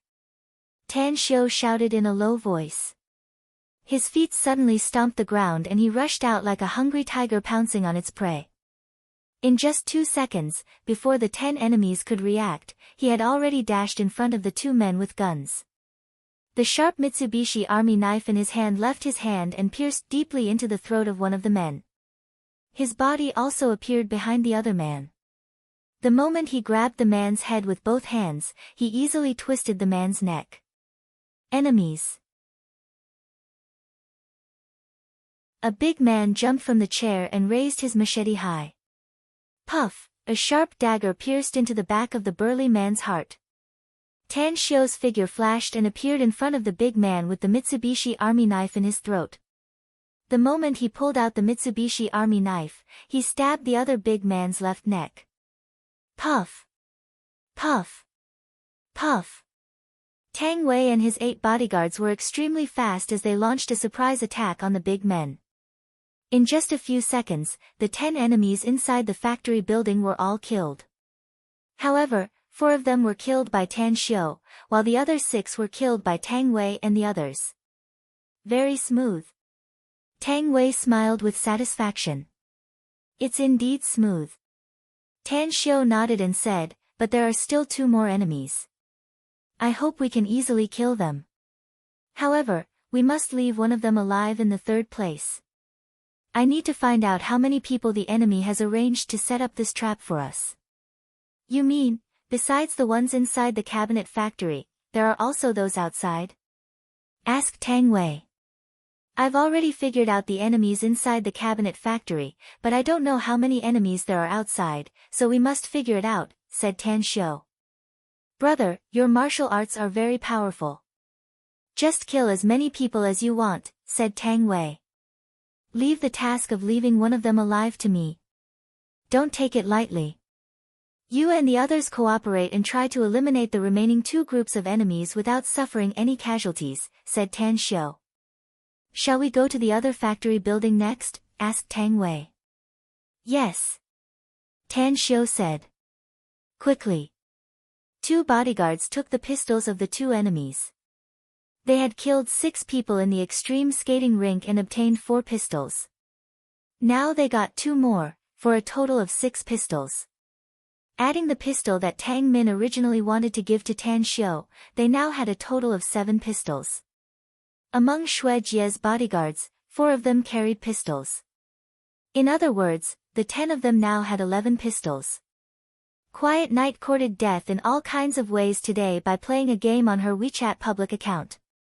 Then, 59 brothers gave her gifts. Then, Quiet Night was played to death by them. Today, I must release 5 chapters. You won't die if you don't court death. Quiet Night finally understands the true meaning of this sentence.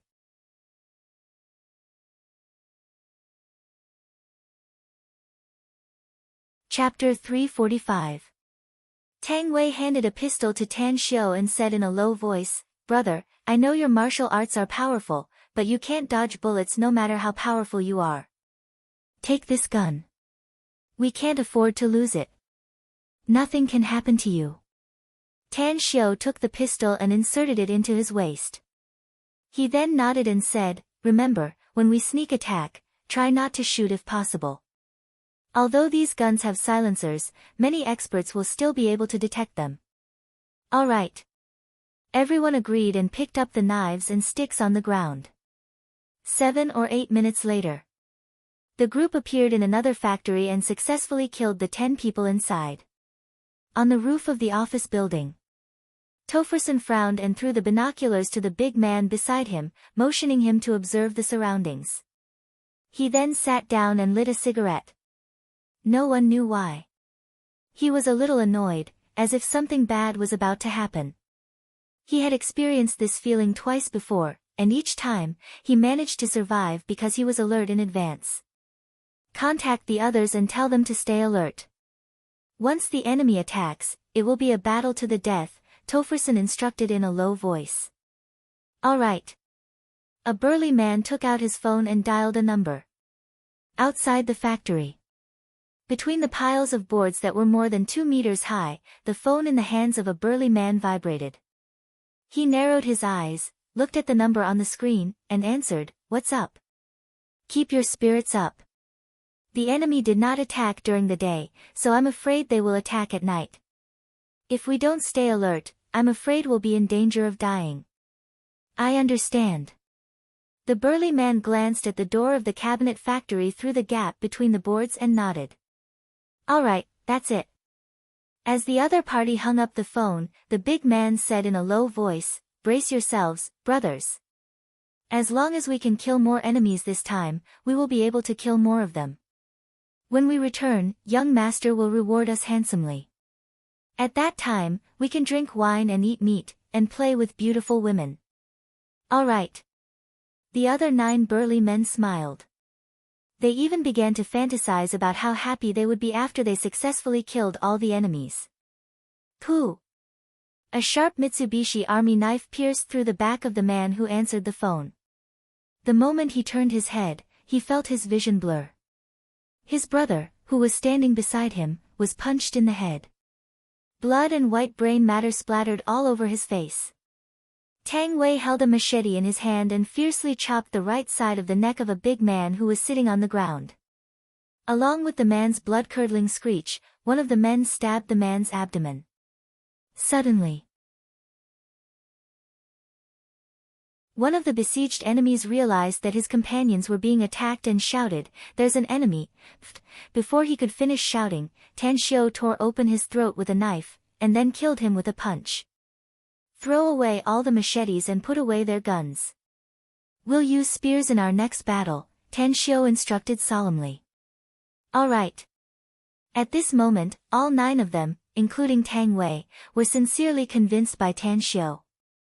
They had witnessed Tan Xiu's methods of killing, and they had also witnessed the success of Tan Xiu's sneak attack. 29 people. A total of 29 enemies with guns and knives were all killed by them in just 20 minutes. One of them was even knocked unconscious and lying at their feet. None of them were injured, and none of them died.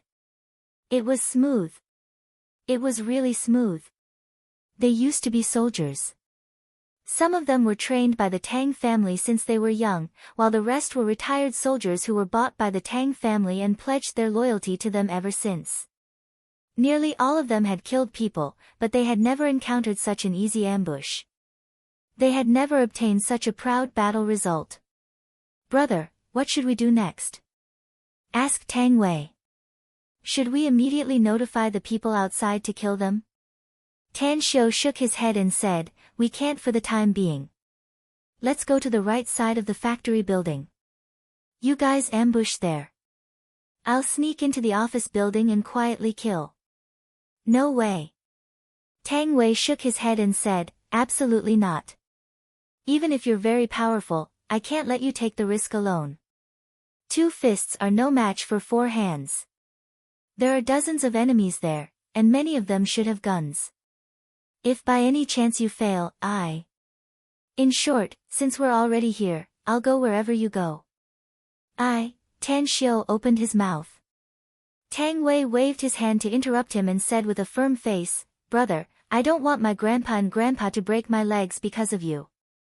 I don't want to feel guilty for the rest of my life. So you don't need to say anything." Tan Xiu let out a wry smile and shook his head helplessly. "Forget it. Then we'll quietly bypass." "No, damn it. The people in that office building should have found us." "How did they find us?" asked Tang Wei quickly. Tan Xiu frowned and said, "Didn't someone make a phone call before we killed those people here? If my guess is correct, someone also called the people in the factory building on both sides. Unfortunately, nobody answered. So it's not difficult for them to infer that something has happened to the people in the factory building on both sides." Ring, ring, ring. Just as Tan Xiu finished speaking, a bell rang from the pocket of the first man killed by Tan Xiu. Tan Xiu and Tang Wei exchanged glances. Sure enough. Tang Wei forced a smile. Tan Xiu pondered for a moment and said, "I'm afraid it's impossible for us to sneak attack the enemies in that office building. Let's retreat immediately and rendezvous with our men outside the cabinet factory's gate, then retreat as fast as we can. If the ambushers outside dare to block us, we'll kill our way out." Tang Wei nodded and said, "We can kill so many of them. It's already worth it." "But what about this guy?" Tan Xiu looked at the fainted man. After a moment of silence, he said, "It's useless to keep him alive. Just kill him." "All right." Tang Wei's saber rose and fell, directly killing the fainted man. Immediately after, everyone quickly left and flipped over the back courtyard wall to return to the car. "How was it?" Shui Jia, who had been waiting outside, quickly asked with concern upon seeing Tan Xiu and Tang Wei coming back. Tang Wei wiped the blood splashed on his face and grinned, "Auntie Shui, with my brother leading us, how could we not do well? However, we didn't kill all of them. We only killed 30 of them and were discovered by the others. So we retreated." Shui Jia said in horror, "You've been in there for less than half an hour, right? He actually killed 30 people from the other side? You. How did you do it?" Tang Wei pointed at Tan Xiu and said with a smile, "Then you ask him." "A sneak attack," said Tan Xiu. "I've already scouted the area, so I'm very clear about the hidden enemies. That's why we worked together. Without alerting the others, we killed the 3 groups of enemies that were in hiding. Alright, let's leave this place immediately and meet up with the people at the front gate." "Alright." Shui Jia still had a shocked expression on her face as she nodded. After a while, Shui Jia dialed Li Xiaojia's number and told them to prepare for evacuation. When the 4 cars quickly arrived near the Earth Cabinet factory, Li Xiaojie saw the 4 cars and immediately ordered them to start driving without hesitation. Then, they converged with the 4 cars. 8 cars. He left at an extremely fast speed. In the cabinet factory, Tofferson's complexion was malevolent, and his dense murderous intent made the dozens of big men around him somewhat apprehensive. Shame. He felt deeply humiliated because the subordinates he had planted here had been silently killed by the enemy without him noticing. Report. The people from the other 2 groups have also been killed. A burly man rushed over with a fearful look on his face. Bastard. Tofferson fiercely punched the board. Suddenly, he seemed to realize something. He immediately dialed a cell phone number and shouted in a deep voice, "Ai Murue. What's the situation outside?"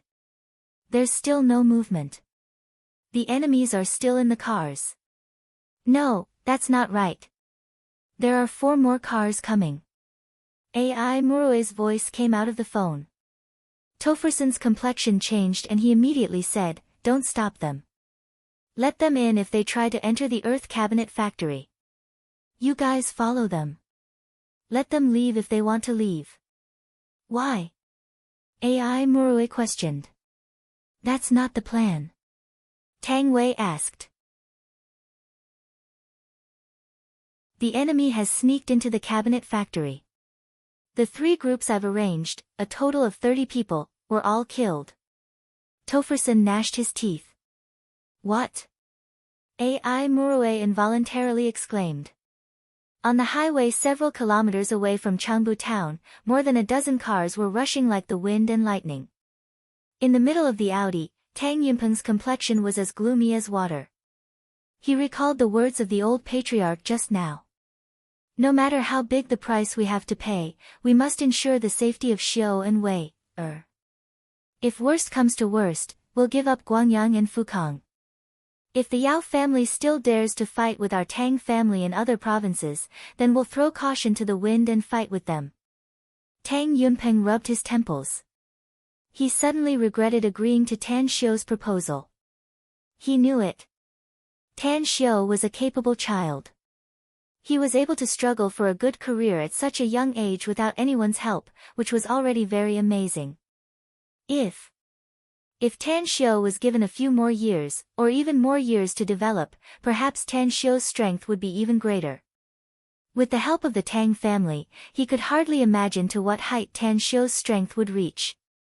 He could already imagine that if Tan Xiu sincerely treated the Tang family's people, then the Tang family's power and development would advance by leaps and bounds.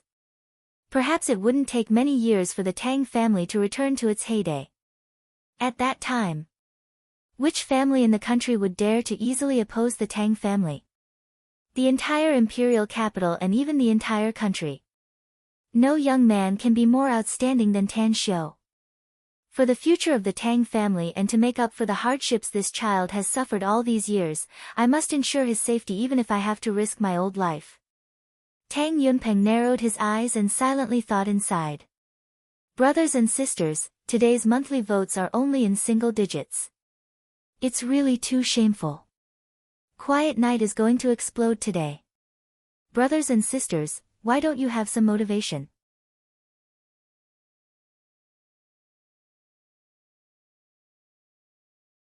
Chapter 346. While Tang Yunpeng was thinking about it, he received a call from Shuejie.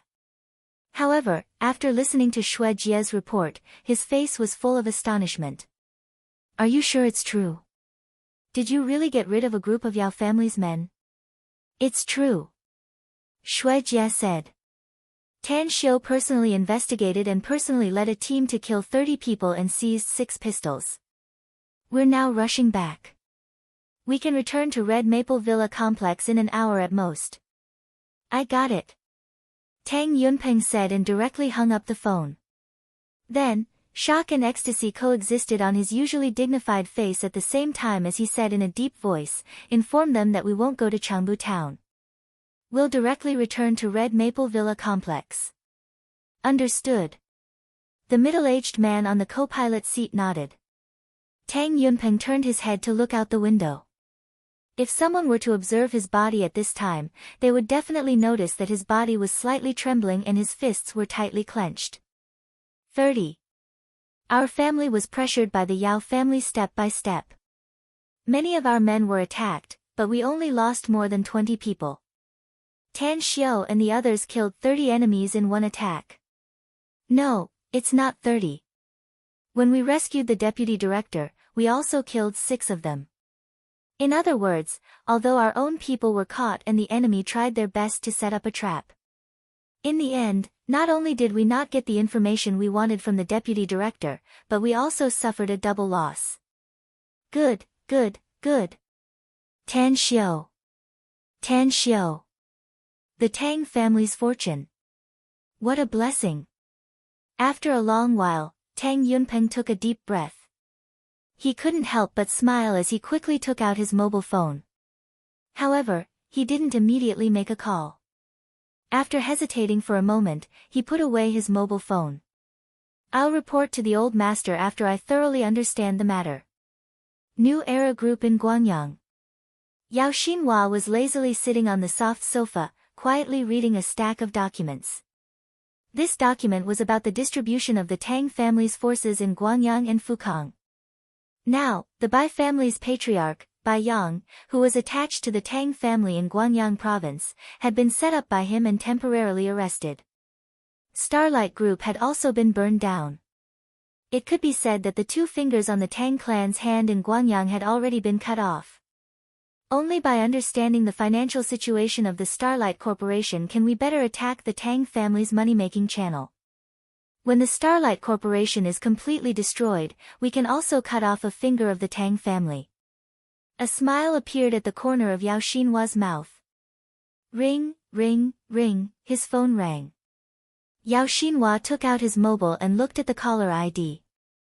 The smile on his face immediately turned thicker as he picked up the call and said, Topherson, do you have good news to report to me? Old wolf, something happened. Topherson's murderous voice came from the phone. The smile on Yao Xinhua's face froze as he instantly sat up straight.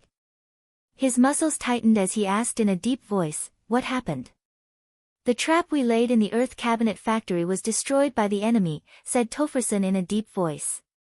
They used a smokescreen to send a group of people to stay outside the cabinet factory. Another group of people quietly sneaked into the Earth Cabinet Factory and silently killed the 3 groups of people I arranged, a total of 30 people. Also, Yao Xinhua abruptly stood up with bloodthirsty killing intent bursting in his eyes as he asked in a deep voice, what else? Yao Xinyu is responsible for guarding one said Topherson. I just contacted him, but no one answered his phone. I'm afraid that something bad has happened over there. Damn! Yao Xinhua angrily shouted. After hanging up the phone, he immediately dialed Yao Xinyu's number, but no one answered. When he dialed the number of another member of the Yao family, no one picked up either. After a long while, with an angry face, Yao Xinhua dialed Topherson's number and said in a deep voice, immediately take some people to the extreme skating rink to see the situation there. I've already sent some people there. We should have news soon, said Topherson. Yao Xinhua punched the table and said in a deep voice, since the Earth Cabinet Factory has failed, you have to hurry up and evacuate with your people to avoid any unforeseen events. I'll be waiting for you in Guan City. An hour later. Guan City, Red Maple Villa Complex. Tang Yunpeng, who had long returned, stood outside the villa's courtyard like a javelin. 4 strong men around him coldly looked around. They're coming. A middle-aged man beside him said in a low voice. At this moment, Tang Yunpeng also saw 8 cars coming from the direction of the villa complex's entrance. After the 8 cars stopped in front of him, the doors opened one after another. Big brother Yunpeng. With a smile, Shui Jie was the first to come to Tang Yunpeng. First uncle. First uncle. Tang Wei and Tan Xiu also got off the car and called out. A bright smile appeared on Tang Yunpeng's face as he said, Shui Jie, you did a good job this time. After that, he looked at Tang Wei and Tan Xiu, slowly nodded and said with a smile, brothers of one mind can cut through metal. You 2 brothers did a good job, very good. Tan Xiu, I already knew that you were very powerful, but I didn't expect you to be more powerful than I imagined. It's nothing. It's just a trivial matter. Tan Xiu lightly smiled. Tang Yunpeng couldn't help laughing and said, great spirit. It's a great matter in my eyes, but it's just a trivial matter in your eyes. Not bad, not bad. My Tang family has produced such an outstanding talent. I dare guarantee that my family will be able to return to its peak in the future. For sure. Tan Xiu said. Ha ha ha, Tang Yunpeng burst into laughter and then said, you've all worked hard. I've already ordered people to prepare the food and wine. We're just waiting for your return. Come, let's go inside and talk. As the group entered the villa's courtyard, the bodyguards took the initiative to stay. Tang Yunpeng then led Shui Jie, Tan Xiu, and Tang Wei to a side hall on the 2nd floor of the villa. Shui Jie, tell me the details about the operation. Tang Yunpeng impatiently asked after everyone took a seat. As a matter of fact, Tan Xiu is the commander of this operation. He's also the one responsible for gathering intelligence and leading the operation, said Shui Jie with a smile. Let him talk about it. Tang Yunpeng looked at Tan Xiu. I asked someone to investigate that the deputy supervisor of the Starlight Group's finance department was secretly detained in the extreme skating rink in Changbu town, said Tan Xiu.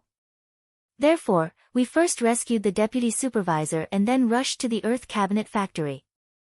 After finding out the situation inside, we jumped over the wall from the back and killed some of the enemies lying in ambush inside.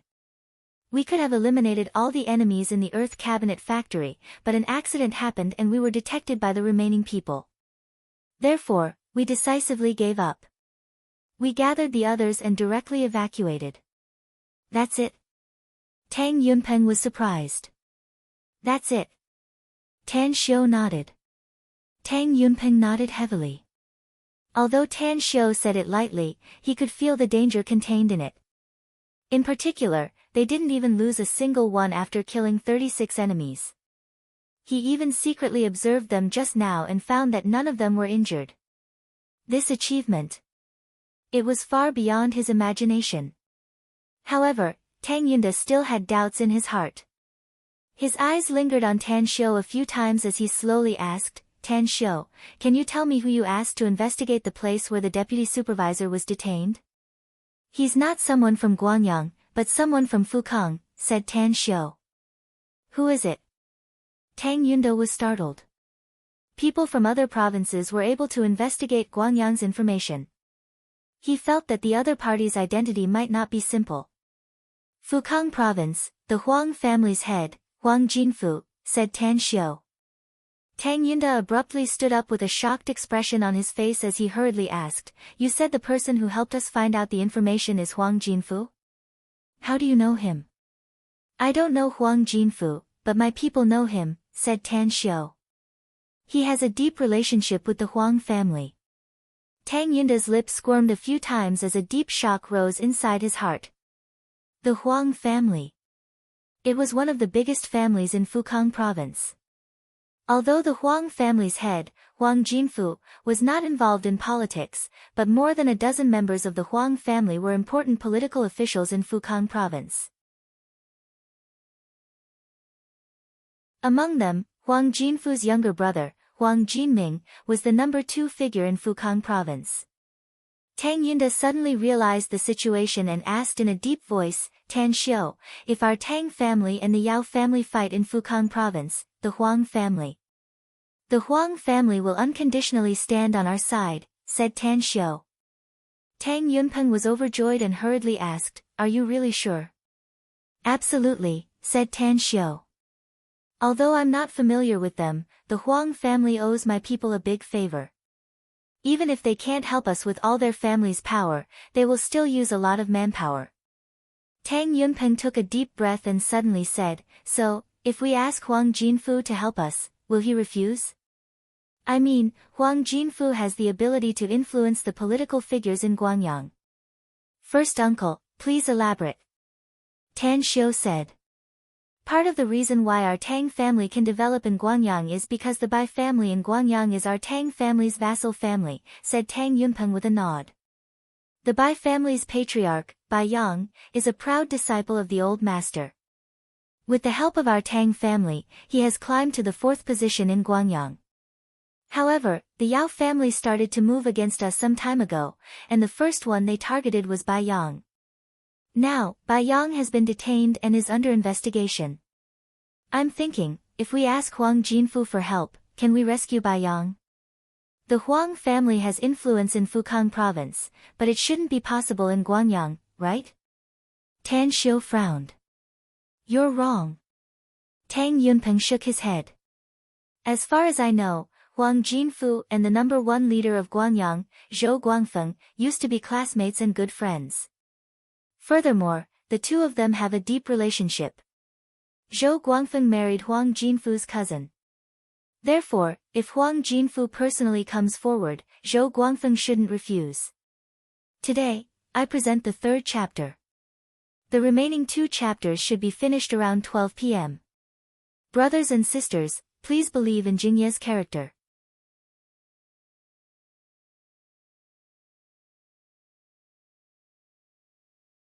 Chapter 347. Tan Xiu was silent for a moment before he slowly nodded and said, since the Beis are our people, then we can't just sit back and do nothing. I'll personally go to the Huang family in Fukang. Wait for my news. I'll go with you. Tang Yunpeng quickly said. Although I don't have any friendship with Huang Jinfu, I'm, after all, the governor of Shushu province, so I'll give him some face. How long have you been in Guangyang, first uncle? Tan Xiu asked. Tang Yunpeng stared blankly for a moment before he replied, today is the third day. First uncle, if you believe me, I think you should go back to Shushu province, said Tan Xiu. The Yao family only sent Yao Xinhua, but our Tang family sent you here in person. I think they think too highly of them. Since we and Yao Xinhua are the juniors of our respective families, then let us compete. You, Tang Yunpeng opened his mouth, but he swallowed back the words that were about to enter his throat. I'm not insolent, nor will I underestimate the enemy, said Tan Xiu confidently. The Yao and Tang families haven't completely fallen out with each other. Since they chose to act in Guangyang and Fukang, I believe they also have some scruples. Therefore, these two provinces will be the battlefield. If we lose, it means that we're still lacking. If we win, on one hand, we can strike the Yao family, and on the other hand, we can prove that we're stronger than the younger generation of the Yao family. Tang Yunpeng frowned and said, Tan Xiu, I don't know how much you know about the top families in the country. But the manpower and business in Guangyang and Fukang are very important to our Tang family. If we lose, the Tang family's strength will be weakened by 1/5. What if the Yao family loses? Asked Tan Xiu. If the Yao family loses, I'm afraid their situation will be similar to ours, said Tang Yunpeng. The Yao family is stronger than our Tang family, but the strength they invested here is also several times stronger than ours. If the Yao family loses, can our Tang family catch up with them? Asked Tan Xiu. After thinking for a while, Tang Yunpeng said, even if we can't catch up with the Yao family, the gap won't be big. As long as the powerful figures of the Yao family aren't stupid, they won't make a move against us for the time being once they lose here. What our Tang family needs the most right now is time. If we have more time, our family's strength will increase by a lot. Tan Xiu frowned and said, Uncle, you seem to be very confident. It's not that I'm confident, said Tang Yunpeng. The reason why the Yao family is attacking our Tang family now is to test the waters. Very few people know that the old man's illness was cured by you. Therefore, the outside world still did not know that the old master had recovered from his illness. A few days ago, the old man personally ordered the core members of our family to draw up a development plan for the next 5 years. Once the plan is successfully carried out, our Tang family's strength will return to its peak and rank among the top 3 in the country. Tan Xiu was surprised. How? A smile outlined on the corner of Tang Yunpeng's mouth as he said, throw money. Decades of accumulation, all thrown into it. Tan Xiu was shocked inwardly. He pondered for a moment and slowly said, let's not talk about how the family will develop first. Leave the war between Guangyang and Fukang to us. I dare not guarantee that we will win, but if we lose, I'm sure that I can make all the Yao family's people in these 2 provinces disappear. Tang Yunpeng stared blankly. All disappear.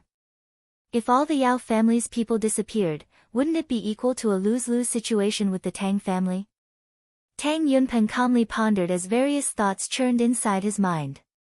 After a long while, he slowly said, all of you go out first. I'll give you the answer after dinner. All right. Tan Xiu directly got up. He knew that Tang Yunpeng didn't answer him now because he wanted to report to his grandfather, Tang Guosheng, and ask for his opinion. But Tan Xiu was confident that Tang Guosheng would agree. After all, he had already revealed a lot of cards in his hand. Soon, Tan Xiu, Tang Wei, and Xue Jie came to the first floor. With a face full of curiosity, Tang Wei finally found the opportunity to ask, brother, you said that the Huang family's patriarch owes your subordinate a favor. Who exactly is this man of yours? At this moment, Huang Jia also pricked up her ears.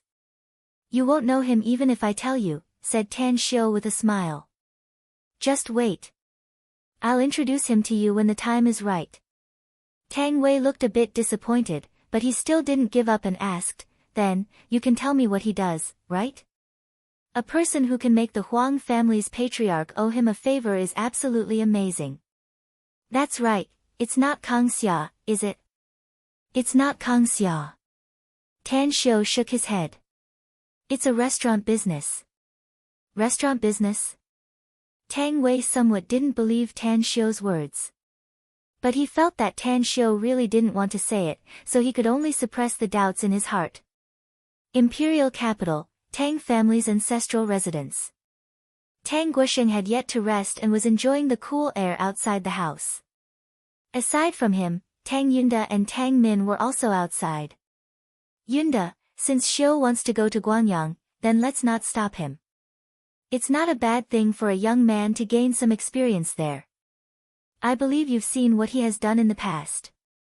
He's very powerful. Going through the family struggle will make him mature faster, said Tang Guosheng with a smile while holding a teacup. That kid is like me. He's a man of our Tang family. Tang Yunda nodded and smilingly said. If he wants to go, then let him go. He can rely on himself to fight for his career, which means he has a bit of brains. I hope he'll be able to help out in Guanyang province. I don't expect him to help, as long as he doesn't encounter any danger, said Tang Guosheng with a smile. The fight between our Tang family and the Yao family is like a storm of blood behind the scenes. It can indeed let him understand the cruel game between big families. I think Tan Xiu is very good. Tang Min said with a smile. I've sent someone to buy a house for him in Shanghai. Although he stayed there for 2 nights, I got the news that he didn't drive the 4 luxury cars I gave him to the campus. He's not arrogant and domineering like a young master of a big family. On the contrary, he's very low-key and gets along well with his new classmates. Tang Guosheng furrowed his brows and asked, did you send someone to investigate him? Not to investigate, but to protect him in secret, said Tang Min. It's just that he and Tang Wei went to Guanyang when the people I sent just arrived in Shanghai. The news was slowly learned by the people I sent to investigate. Tang Guosheng nodded silently. Ring, ring, ring, at this moment. His mobile phone rang. Tang Guosheng's brows raised. He took out his mobile and looked at it. He directly pressed the answer button and said in a deep voice, how is it? Have you rescued him? Dad, he's been rescued, and the harvest is also great. Tell me about it. Good. In fact, the rescue operation this time was led by Tan Xiu. Tang Guosheng quietly listened to his son's report. The more he listened, the more intense the astonishment on his face became. In the end, that astonishment turned into shock. Promise him. Tang Guosheng said decisively after Tang Yunpeng finished speaking. If that's the case, then I'll return to Shushu province directly, said Tang Yunpeng. Tan Xiu will be fully in charge here. All right. Tang Guosheng replied. After hanging up the phone, the shocked expression on his face didn't dissipate for a long time. Tang Min and Tang Yunda looked at each other and immediately asked, Dad, what happened? Has the deputy director of Starlight Group been rescued? What did Big Brother tell you? The expression on Tang Guosheng's face slowly changed.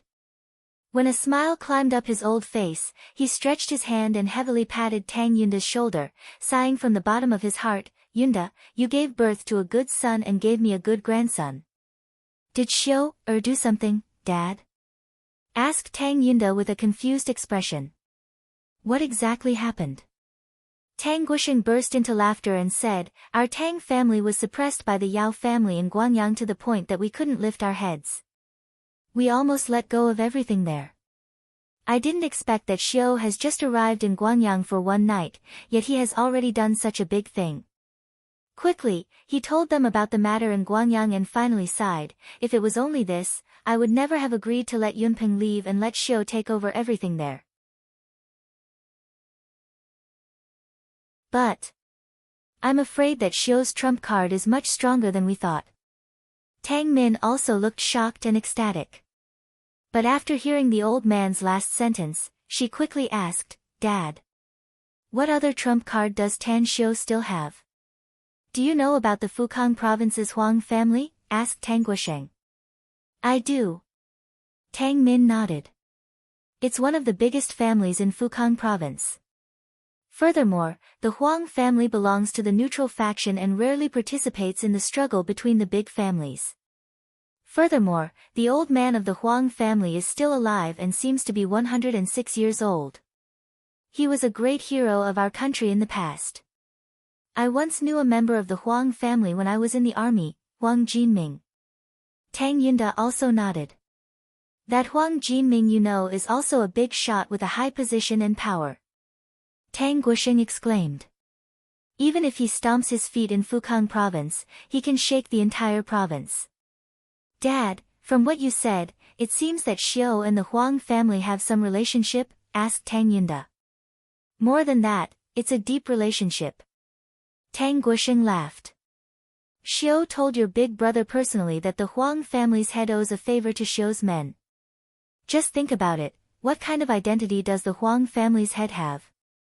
To think that he actually owes a favor to Xiu's men. I'm getting more and more curious about Xiu's trump card now. Tang Yinda and Tang Min stared blankly after hearing it. Then, a pleasantly surprised expression appeared on their faces. The Huang family. That was a very powerful family. Although it couldn't be compared to their Tang family, the odds of winning the fight between the Tang and Yao families in Guanyang and Fukang would be greatly increased if they had the Huang family's help. Xiu wants your big brother to leave, said Tang Guosheng with a smile. He wants to lead the fight between the Tang and Yao families. I agree to it. Dad, this is not a trivial matter. Xiu is still young, after all. Don't you want to consider it carefully? Tang Yinda quickly said. There's no need to consider it. Tang Guosheng laughed. The Yao family only sent that brat, Yao Xinhua, as a core member. Since Xiu has the confidence, then let him toss and turn. Even if we lose the fight there, I'll accept it as long as he can grow up quickly.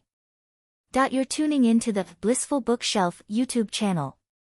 We're so grateful for your support and don't forget to subscribe to join us on this incredible journey through captivating stories.